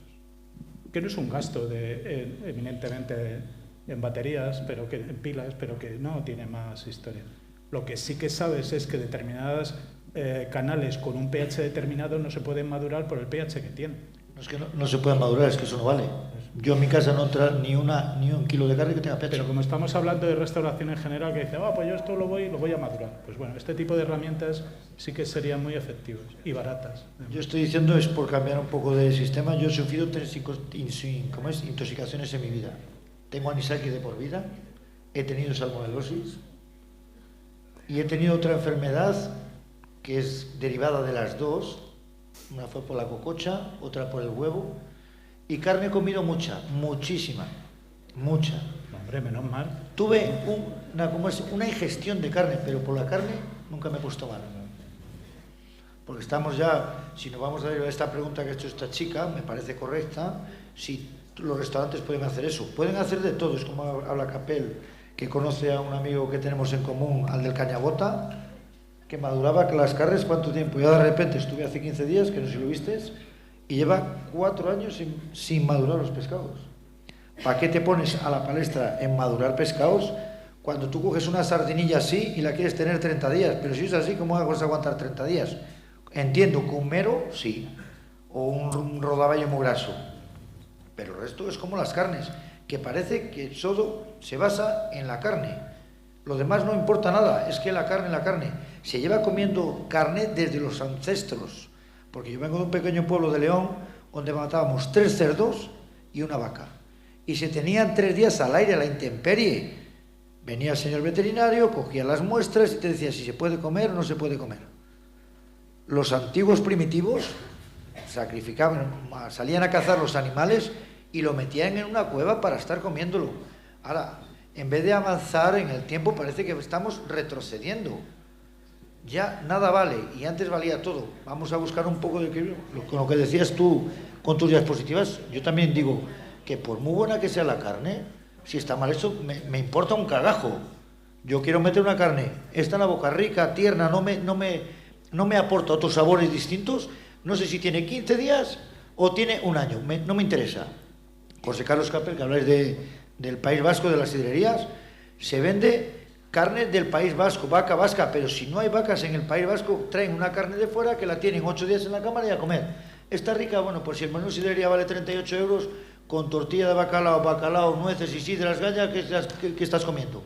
Pues una carne normal y corriente, ¿hace falta madurarla o no? ¿Está dura? Sí. Bueno, estoy de acuerdo en todo, menos en los de 30 y pocos euros, ¿eh? Pero lo demás... Bueno, te digo yo, es un decir, ahora cuesta en 50 euros el menú, ¿no? Bueno, depende de la sidrería. Depende de la sidrería. Tenemos un amigo en común que es Pachi Larrañaga, Sí. el de las artes, que decía... Pero bueno, si lo que te digo es que este tipo de cosas hay que poner cuando no hay normativa, y las normativas son ambiguas, tienes que colocar una normativa, un criterio. Los americanos en ese sentido son mucho más, con su food court, son tiquismiquis en centímetros, en milímetros, en historia. Nosotros, la legislación europea es una legislación bastante abierta, donde al productor elige la forma de producir. Solo te está pidiendo unos mínimos, es decir, los productos que vendas tienen que ser seguros. Demuestra que es seguro. Y para demostrar lo que es seguro controlas una temperatura, una humedad, una forma de trabajar. ¿Por qué te dicen lo contrario? No es para fastidiarte, es porque pueden producirte problemas a corto, medio y largo plazo. Tú trabajas muy bien, pero no tendrás problemas de otro tipo. Hay otros que trabajan mal, pues tiene sus consecuencias. Eso es lo que le estaba diciendo a Daniel, a lo mejor hay que ir contra eso que se hace mal. Te agradecemos que nos hayas abierto tu casa y nos hayas enseñado todo. Está muy bien. ¿Tú sabes el ladrón por qué tiene miedo? Porque ha robado. El que no tiene miedo abre las puertas de su casa. Bueno, Venga. Déjeme que les cuente una experiencia personal. Las maduraciones las tenemos, no se van a abandonar, porque no solo se están madurando los pescados, las carnes, los quesos. El queso es importantísimo, las maduraciones. En Francia están los maestros afinadores, que en España empieza a haber ahora gente que desde que llega desde el elaborador hasta el consumo, el queso es materia viva, sufre una evolución y hay un momento óptimo en el que es mágico, el queso está perfecto y es el momento para comerlo. Y ha sufrido una maduración, ¿vale? O una evolución, como queramos llamarlo, no sé, no quiero igual. Y les cuento una experiencia porque el tema de las maduraciones siempre tiene un componente mágico, incontrolable, y por eso en algunas ocasiones se ve la luz y parece algo maravilloso, otras veces no. Salía de Canarias hace 5 años, de Las Palmas, y un amigo mío en el aeropuerto me regala un queso fresco de cabra. Y Mario Hernández Bueno, un colega, y me dice, y te lo doy con una pasta de guayaba y tal. Bueno, llegué a casa, llegué aquí a Madrid y el queso venía envuelto en un papel de parafina y en una bolsa de plástico. Evidentemente tenía mucho queso en la nevera, yo tenía 2 neveras distintas y lo metí en la segunda donde había cervezas, bebidas espumosas, no sé qué más, y lo metí al fondo. Y se me olvidó, el queso se me olvidó. Me pasaron 5 o 6 meses y un día abro la nevera, una peste, pero era una peste tremenda. Yo pensé, como yo vivía en un ático y podía haber, ha entrado aquí un animal, ha entrado algo, una putrefacción, pero qué horror. Empecé a retirar botellas y de repente me encuentro al fondo de la nevera abajo la bolsa blanca con el queso aquel, ¿qué tal? Nada más cogerlo, al palparlo, estaba hablando. Digo, madre mía, qué desastre, esto a la basura. Entonces, llegué a la cocina, abrí la bolsa, abrí con mucho cuidado el papel parafinado y me encontré un queso de este tamaño, completamente verde, lleno de moho de todo tipo. Moho, verde o lo que fuera. Mi primera reacción, hay que tirarlo. Esto es una mierda. Pero digo, bueno, ¿y si esto estuviera bueno? Cogí... si esto estuviera bueno, por aquella afición y curiosidad de un crítico gastronómico que no me queda más remedio que probarlo todo tal. Entonces cogí unas pontes y empecé a limpiarlo y el verde desapareció y el queso se convirtió en gris, un gris pálido, con las estrías, unas ligeras estrías y tal. Entonces llegó, ahora sí que hay que probarlo. Entonces lo coloqué en el centro de un plato muy grande y con un cuidado exquisito y un cuchillo afilado le partí una cuña. Y dentro se había sufrido una proteólisis y dentro el queso se había convertido en crema líquida, era líquido. Bueno, lo probé con recelo y me encontré con un queso absolutamente fascinante. De los que llamé a mis amigos, digo, si queréis compartir una experiencia, esto es tremendo. Abrimos una botella de Oporto, y nos lo tomamos, como si fuera de la locura, de las cosas más de verdad. Quiere decir que la magia, en ciertas ocasiones, aparece en una maduración espontánea, en una atmósfera anaerobia, porque el queso estaba asfixiado, estaba sí, en un papel parafinado y en una bolsa de plástico. Y funcionó. Luego lo repetí, pero lo volví a repetir otra vez. Pero en lugar de 6 meses no tuve la paciencia. Se volvió a producir el mismo fenómeno y lo abrí a los 3 o 4 meses. Estaba lo mismo, pero no tan bueno, porque no había tenido paciencia para esperar. Quiere decir que las maduraciones, un respeto. Depende de qué y cómo y cuándo y en qué circunstancias. O sea que depende de qué circunstancias. Claro. Joselito estaba madurando las chuletas de cerdo ibérico de Montanera, en las mismas cámaras de los jamones. Es decir, este cerdo maravilloso que ha comido bellotas, después del sacrificio, en el mes de febrero o marzo, con un sabor espléndido, se puede comer fresco, y él lo maduró al lado de los jamones. Me consta que se malograron muchísimas chuleteros. Yo probé uno y estaba muy bien. Estaba después de 2 meses o 3, estaba muy bien. Pero luego ha llegado otra empresa de Guijuelo, Fisan, que los está madurando en cámaras en maduración en seco y está consiguiendo 4, 5, 6 y hasta 7 meses de chuletas de cerdo, que es lo que no se había hecho nunca, y tienen un sabor pues diferente. Yo no puedo decir que sea mejor, porque la textura es muy suave, muy de seda, pero a mí, si me preguntan, prefiero el cerdo fresco según sale de Montanera, que tiene un sabor impagable, una de las carnes mejores que hay en España, ¿no? Ahora mismo. Y bueno, pero son experiencias, o sea que es un mundo incontrolable, es un mundo incontrolable. Hablando de mundos incontrolables, es lo que nos viene ahora con el pescado, ¿eh? Perdón. Y ahí lo dejo, ¿eh? Estuve con los de Quique da Costa y su japonés, y estos maduran unos con papel y otros con papel, bueno, prácticamente igual, pero ventilación de arriba a abajo, colocan ambientes salinos con piedras de sal, y la metodología que digo, esto, compañeros inspectores, yo esto quiero verlo. Se acercaban al pescado, tocaban con la nariz y olían, pero tenían que tocar con la nariz, que se tenía que mover el pescado. Y al moverse el pescado ellos olían, y de japonés uno pasaba a inglés, y el inglés, bueno, y se iba traduciendo. Y entonces simplemente por el toque de la nariz, el olfato, entonces maduraban la carne más o menos. ¿La carne o el pescado? Pescado, perdón. El pescado. Pero hay una locura ahora con el tema del pescado. Sí, es otra línea. Es otro mundo totalmente diferente, ¿eh? Pero, por ejemplo, es un tema eminentemente cultural, porque mira que... ¿Cómo se llama esto que comen los noruegos? El subströmming, ¿no? ¿O eso es Suecia? O los tiburones estos fermentados en Islandia. Pues eso es...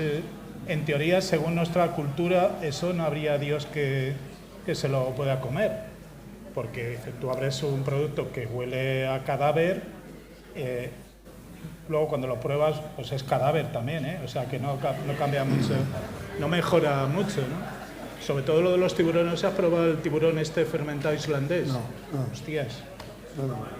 Ni quiero contaros lo de...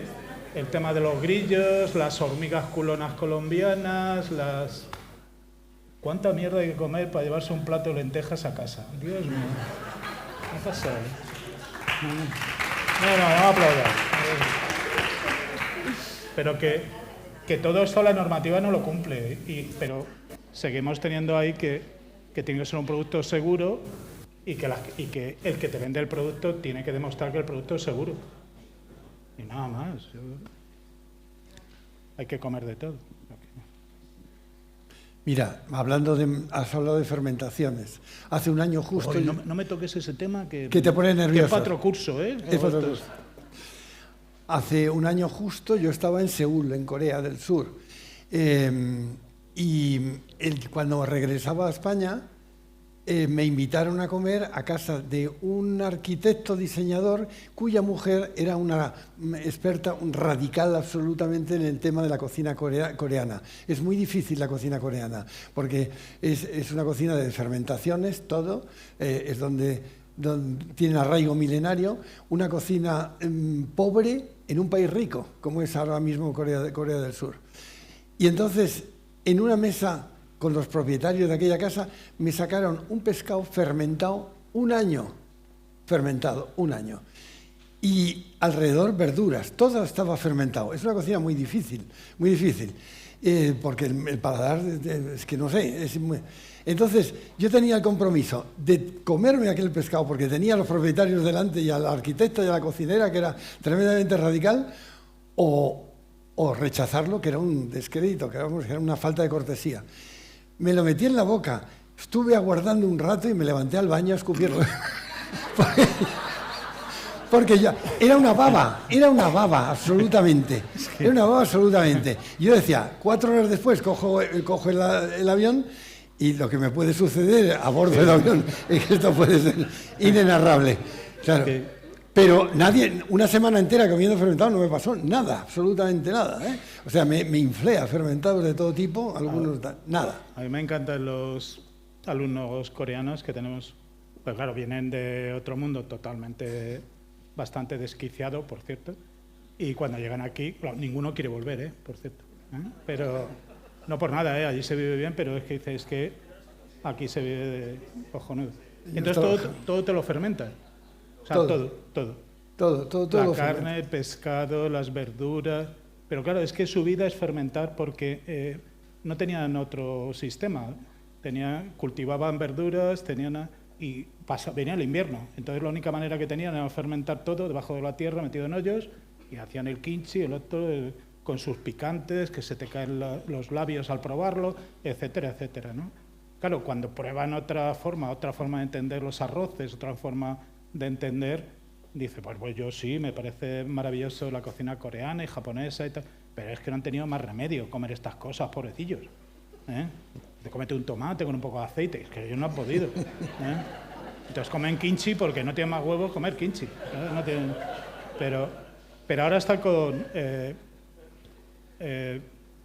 bueno, lo de vivir, yo veterinario de pueblo que soy, muy contento, de Madrid, pero soy de pueblo, pero el hecho de acercarte a otras culturas gastronómicas totalmente diferentes. Y yo cada vez que veo y conozco culturas de cualquier lado del mundo, te das cuenta de lo bien que comemos aquí.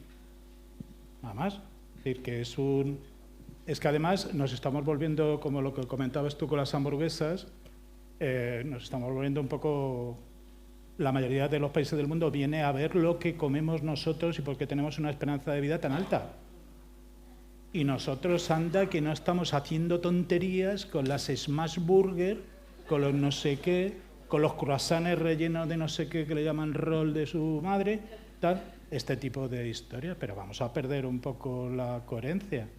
Vamos a comer de cuchara, vamos a comer bien, porque claro, dicen, no, es que pero esperanza de vida, claro, ¿cómo va a disminuir? Comiendo lo que mierda que estáis comiendo, no me extraña que vaya este tipo de historia. Entonces todo el mundo se impresiona de lo bien que comemos, de la variedad de productos, de la calidad de los productos que tenemos, y llegamos nosotros y comemos mierda, la peor mierda del mundo que se puede...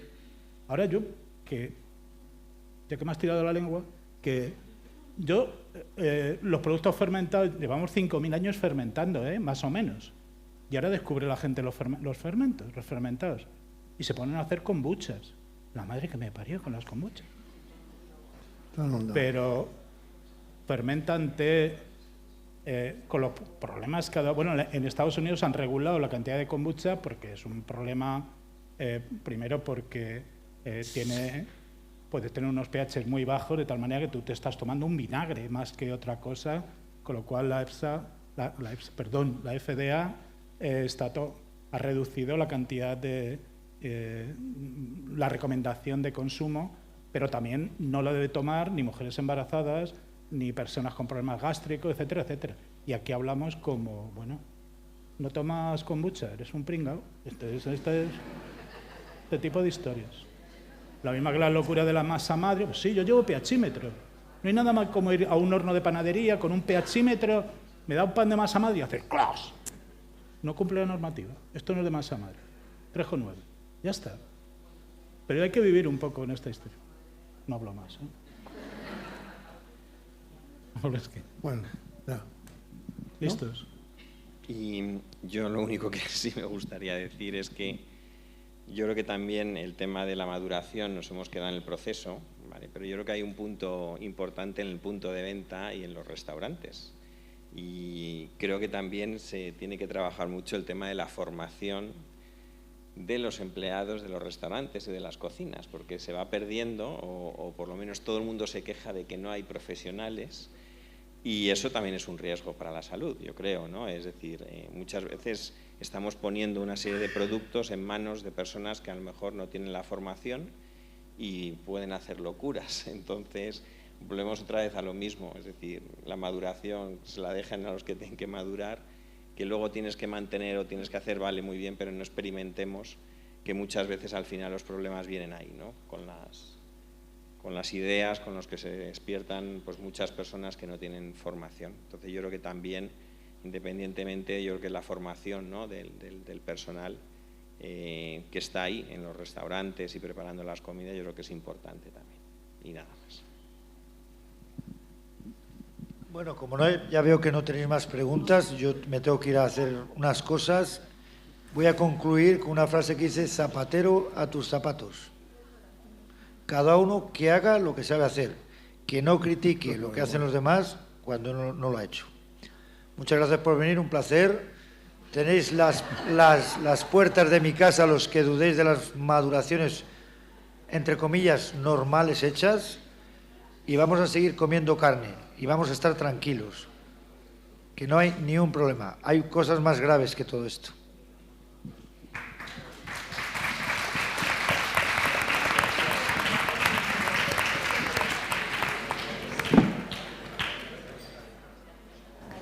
Con esto damos por finalizada. Ana Pérez va a proceder a la clausura de la jornada.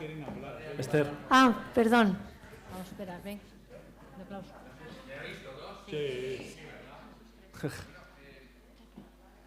Quería hacer dos otras reflexiones. Yo hago inspección en comercio minorista. Agradezco que estéis aquí los minoristas o la restauración. Miguel Ángel, que me conoce hace años, ya sabe cómo funciono. Y el problema, un poco recogiendo, entiendo que debería de la gente que tiene las condiciones para madurar, que madure, un poco estoy contigo. Y en comercio minorista, si la tuviera, si cabe la posibilidad, Paloma, de que la gente que en comercio minorista pueda tener esas condiciones porque tenga las instalaciones buenas, que se incluyera en su registro sanitario. Y el que no, no. Y luego, por otro lado, en la fecha de la etiqueta, se pudiera poner una fecha de consumo preferente que tanto al operador que está manejando en el comercio minorista como al inspector que va a ir allí le dé una idea de que a partir de esa fecha no es segura esa carne. Porque no tenemos la garantía de qué operaciones ha hecho ese minorista. Y os cuento, lo he contado a alguno, una experiencia que tuve en un Burger Fest, de estos que ahora hay por toda España, a comer hamburguesas a patadas. Nosotros en Zaragoza prohibimos el hacer el moldeado y todo en los food truck, pero había gente que... Nos encontramos allí una cámara al sol, en Zaragoza, como suele hacer una temperatura bastante suave, para junio, con un madurador de carne y un par de faldas, claro. Entonces, claro, mi pregunta, digo, ¿y esto? No, si lo traigo aquí solo para que lo vea la gente. Digo, ¿y luego dónde las vas a llevar? Ah, no, al restaurante a seguir madurando, porque tiene esto, controla, temperatura... Evidentemente esas carnes fueron destruidas, ¿no? Pero el operador no sabe realmente lo que tiene entre manos, quizá, y dice, pues la maduro, pero en unas condiciones que no son las adecuadas, ¿no? Entonces yo, tanto para vosotros como para nosotros, estaría mejor el decir, a partir de aquí, o sea, yo no me pongo a madurar, y yo la vendo antes de esto, ¿no? Por eso con Diego hemos hablado del tema de las las piezas individualizadas para tener menos pérdidas, ¿no? Y el que tenga condiciones para madurar, si las tiene, pues que se inscriba en el registro. No sé, es una propuesta. Yo quería comentar por la parte que me toca. Lo que se podría, bueno, sabéis que hay un Real Decreto que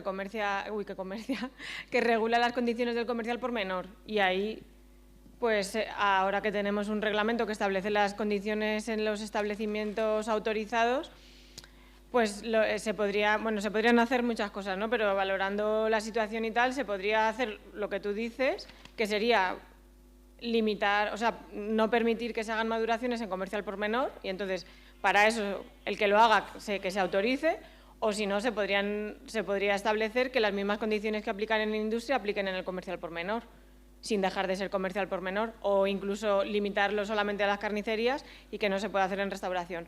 O sea, pero claro, hay que valorar la situación, el impacto que eso tiene y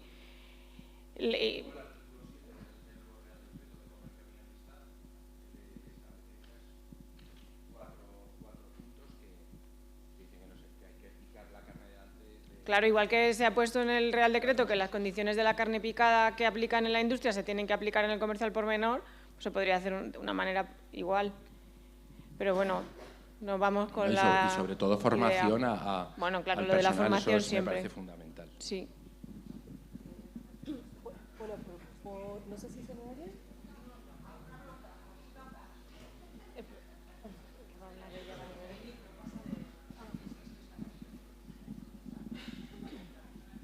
Bueno, por responder un poco a tu pregunta, en el registro autonómico yo creo que se podría incluir, en todo caso, hay un registro autonómico en el que a lo mejor se podría incluir ese apartado de si venden o no carne madurada, ¿no?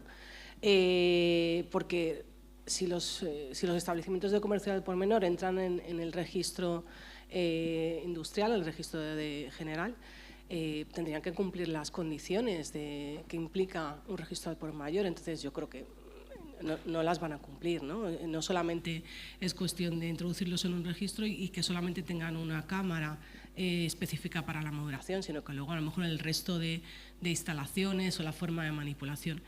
Yo creo que se puede hacer a través de otras alternativas, y lo principal y fundamental, que es la formación, la información sobre las carnes maduradas, cómo lo tienen que hacer, los procesos de higiene, las buenas prácticas, hasta dónde pueden llegar en sus instalaciones, los riesgos que conlleva. Bueno, yo creo que al final limitar pasa igual que a las empresas al por mayor, ¿no? El limitar, en establecer unos tiempos de hasta cuándo pueden madurar.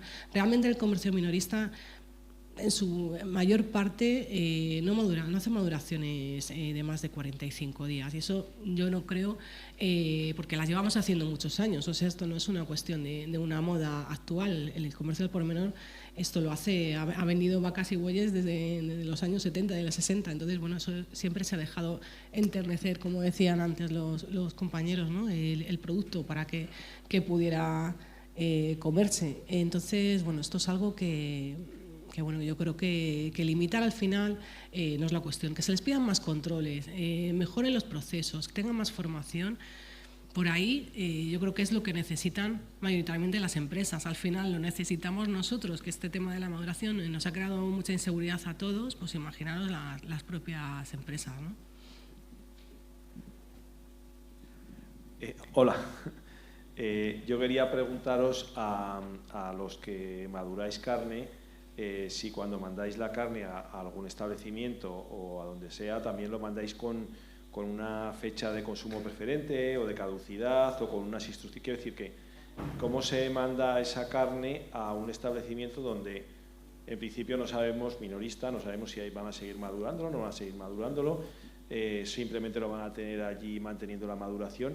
¿Qué instrucciones o qué fechas acompañan esas carnes maduradas que se mandan al comercio minorista? Gracias. No sé quién os apetezca que trabajéis en el tema. Puedo contestar yo. Cuando vendes un trozo de carne, hombre, sabes más o menos a qué se lo vendes. Tampoco puedes ser un detective sobre lo que va a hacer este señor con lo que te ha comprado, ¿no? Lo que sí nosotros estamos o por lo menos las experiencias últimas,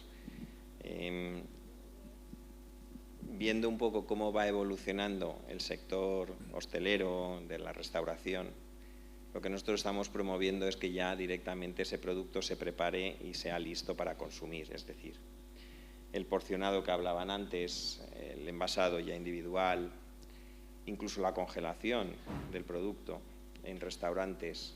Creo que para muchos establecimientos es una bendición y para todos una seguridad. ¿Por qué? Porque lo que hablábamos antes, es decir, al final hay que facilitar. Antes hablábamos de Madrid, del boom, ¿no? Porque realmente hay una moda en Madrid, ¿no? Es decir, está creciendo, cada vez hay más turismo, más restaurantes, más puntos de... La gente, además, nos gusta salir fuera a comer, pero es cierto que también la formación es importante y yo creo que lo que hay que hacer, o por lo menos yo lo veo así, es decir, darle el producto para que al final el consumidor tenga el mejor producto y sobre todo que el punto final o el restaurante o lo que sea no destroce una carne, porque eso también pasa. Es decir, nosotros estamos haciendo un trabajo, un tiempo, antes hablábamos de ejemplos de algunos, pues esos shows estos que montan ahí algunos restaurantes y no hay condiciones para hacerlo. Y dices, Dios, qué pena, ¿no? O dices, Dios, qué destrozo, ¿no? De esto que podría ser una maravilla, ¿no? Y cómo se cargan el producto, ¿no? Entonces yo creo que sí, yo creo que tenemos que ir un poco trabajando en eso. El hecho de porcionar, el hecho ya de preparar y que el restaurante ya directamente utilice el producto y lo cocine, ¿vale? Eso ya implica pues que irá ya con sus consumos, claro. Unas fechas, unas recomendaciones, ¿no? Yo creo que va por ahí, sobre todo porque el otro día estuve con un cliente que ha crecido mucho y siempre cuando creces mucho hay que tener mucho cuidado porque pues tienes que invertir, tienes que hacer instalaciones mejor. Tu proceso seguramente cambia, un proceso que era muy artesanal para convertirlo en un proceso más industrial, pues tienes que cambiar muchas cosas, tienes que tener cuidado con ciertas cosas, con ciertos peligros, y eso yo creo que muchas veces pasa. No es lo mismo un producto muy artesano, incluso limitada su producción, ¿vale?, a que cuando te transformas en un producto que es un grandísimo producto, pero que no lo puedes llevar a unos límites y ahí vienen los problemas.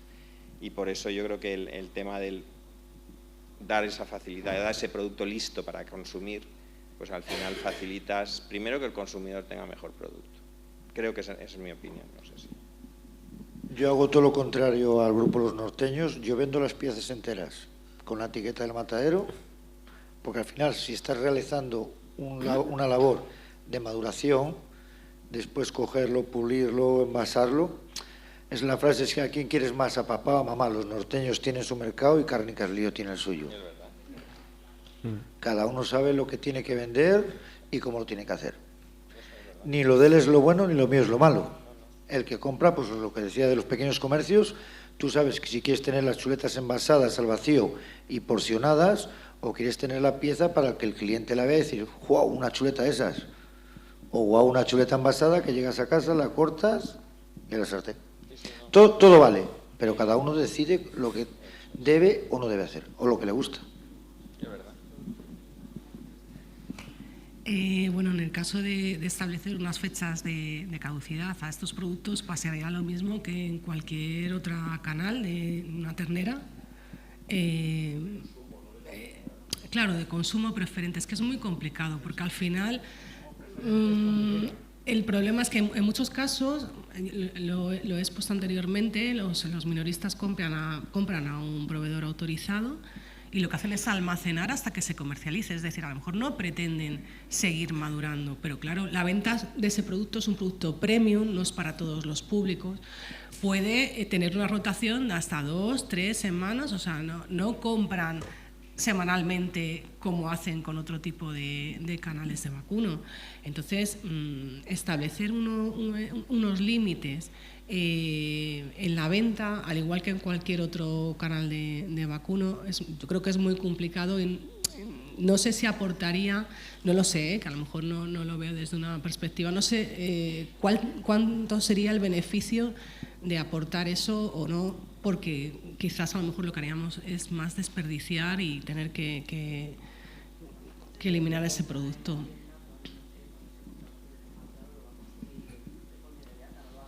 Sí, no, pero él se refiere... O sea, claro, no, yo entiendo la pregunta, que es decir, que es una seguridad también para vosotros el decir, oye, pues esto que tienes aquí, ¿hasta cuándo llega o no, no? Los productores. Voy a hacer, porque ya entramos en una fase que no sabemos si hablar o no hablar. El consumo preferente, yo que vengo de... Yo no me considero vendedor de carne, me considero tratante de ganado, porque para vender carne hay que saber por dónde caga una vaca.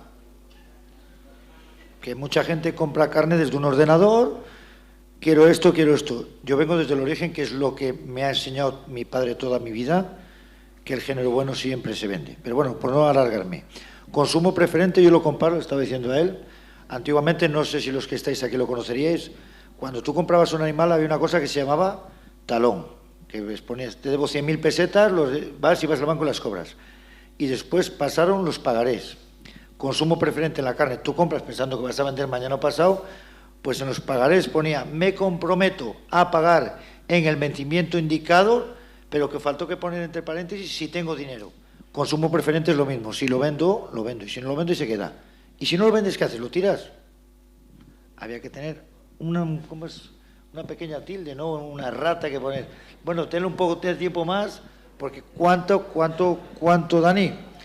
¿Cuánta mercancía veis con fecha de caducidad pasada? A ver, yo la duda que tenía, puedo hablar de lo que hemos visto aquí. Lo mismo que te refieres tú nos ha ocurrido a nosotros. Algunos lomos, como he puesto, que vienen embalados y enmallados, vienen con una etiqueta, sobre todo de Bélgica o Holanda, y vienen con fecha de caducidad.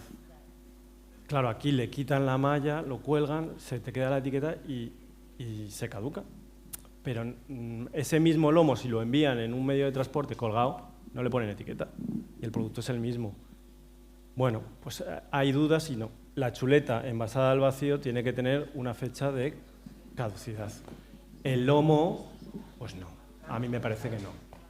Entero, me refiero. ¿Cómo decías que se me ha olvidado tu nombre, aquí perdona? Y en la carnicería. No, el otro.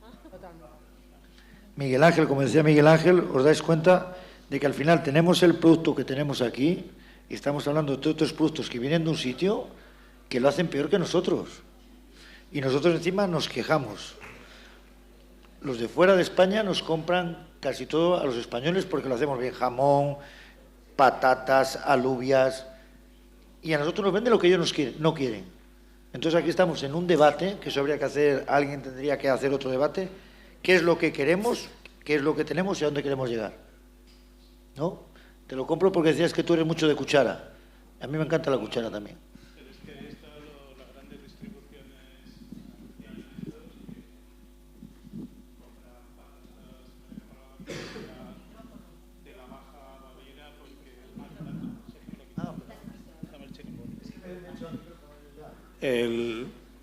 Pero eso entraríamos en política alimentaria y entonces, bueno, es un mercado único y se puedes encontrar patatas francesas o belgas más baratas, pues compras y punto. Que nosotros vendemos productos de Almería, los vendemos en Noruega, pues también. O sea, que tenemos de todo un poco, ¿no? No, yo estoy fijáis en la evolución durante los últimos años, los productos de cuarta y quinta gama van aumentando, cada vez se consume menos producto en fresco. Se vende menos carne en fresco, menos pescado en fresco, menos verduras, se vende todo ya en procesado y el futuro es procesado. Y todo el procesado pues viene una fecha de caducidad o un consumo preferente. En el momento que tú haces cualquier transformación a la carne, necesitas saber, porque un chuletero no puede estar de forma indefinida en una canal, aunque esté a 3 grados. Pues habrá que, tú como buen productor, podrás decir, pues esta canal puede estar 60 días, o 30 días, o 45 días, pero tiene que tener, creo que lo ideal es jugar todos el mismo historia. Otros productos que son estables, que no se van a modificar y cambiar la estructura organoléptica, pues vale, pues si es azúcar, miel o yo qué sé. Entonces, pero yo creo que la carne, el pescado, etcétera, etcétera, que sufre cualquier tipo de transformación debe tener consumo preferente o caducidad. Bueno, pues vamos a dar paso ya a la clausura de las jornadas por parte de Ana Pérez. Pues nada, muy rápido. Nada, buenas ya tardes casi a todos y a todas. Simplemente agradeceros primero a todos los ponentes que han intervenido, tanto ayer como hoy, y a todos los asistentes a estas jornadas de seguridad alimentaria. En Madrid Salud estamos encantadas de organizar este tipo de eventos, donde realmente no solo se habla, o habéis visto que no solo van a hablar inspectores de control oficial o la administración, no, sino que esta vez hemos dado la voz a los productores, a las asociaciones, las federaciones, porque creemos que entre todos tenemos que construir esa imagen de producto seguro que requieren los consumidores hoy en día, ¿no? Los productos españoles, como todos sabéis, los productos de España tienen una gran calidad, pero tenemos que mantener esa calidad a base de esa aportación por parte de todos. Simplemente deciros que espero y esperamos todos los que hemos participado que las expectativas que teníais en esta jornada se han cumplido y que próximamente, esperemos el año que viene, ya este año ya no, pero el año que viene esperemos encontrar nuestras jornadas como las que hemos celebrado estos 2 días. Muchísimas gracias a todos y todas y hasta pronto.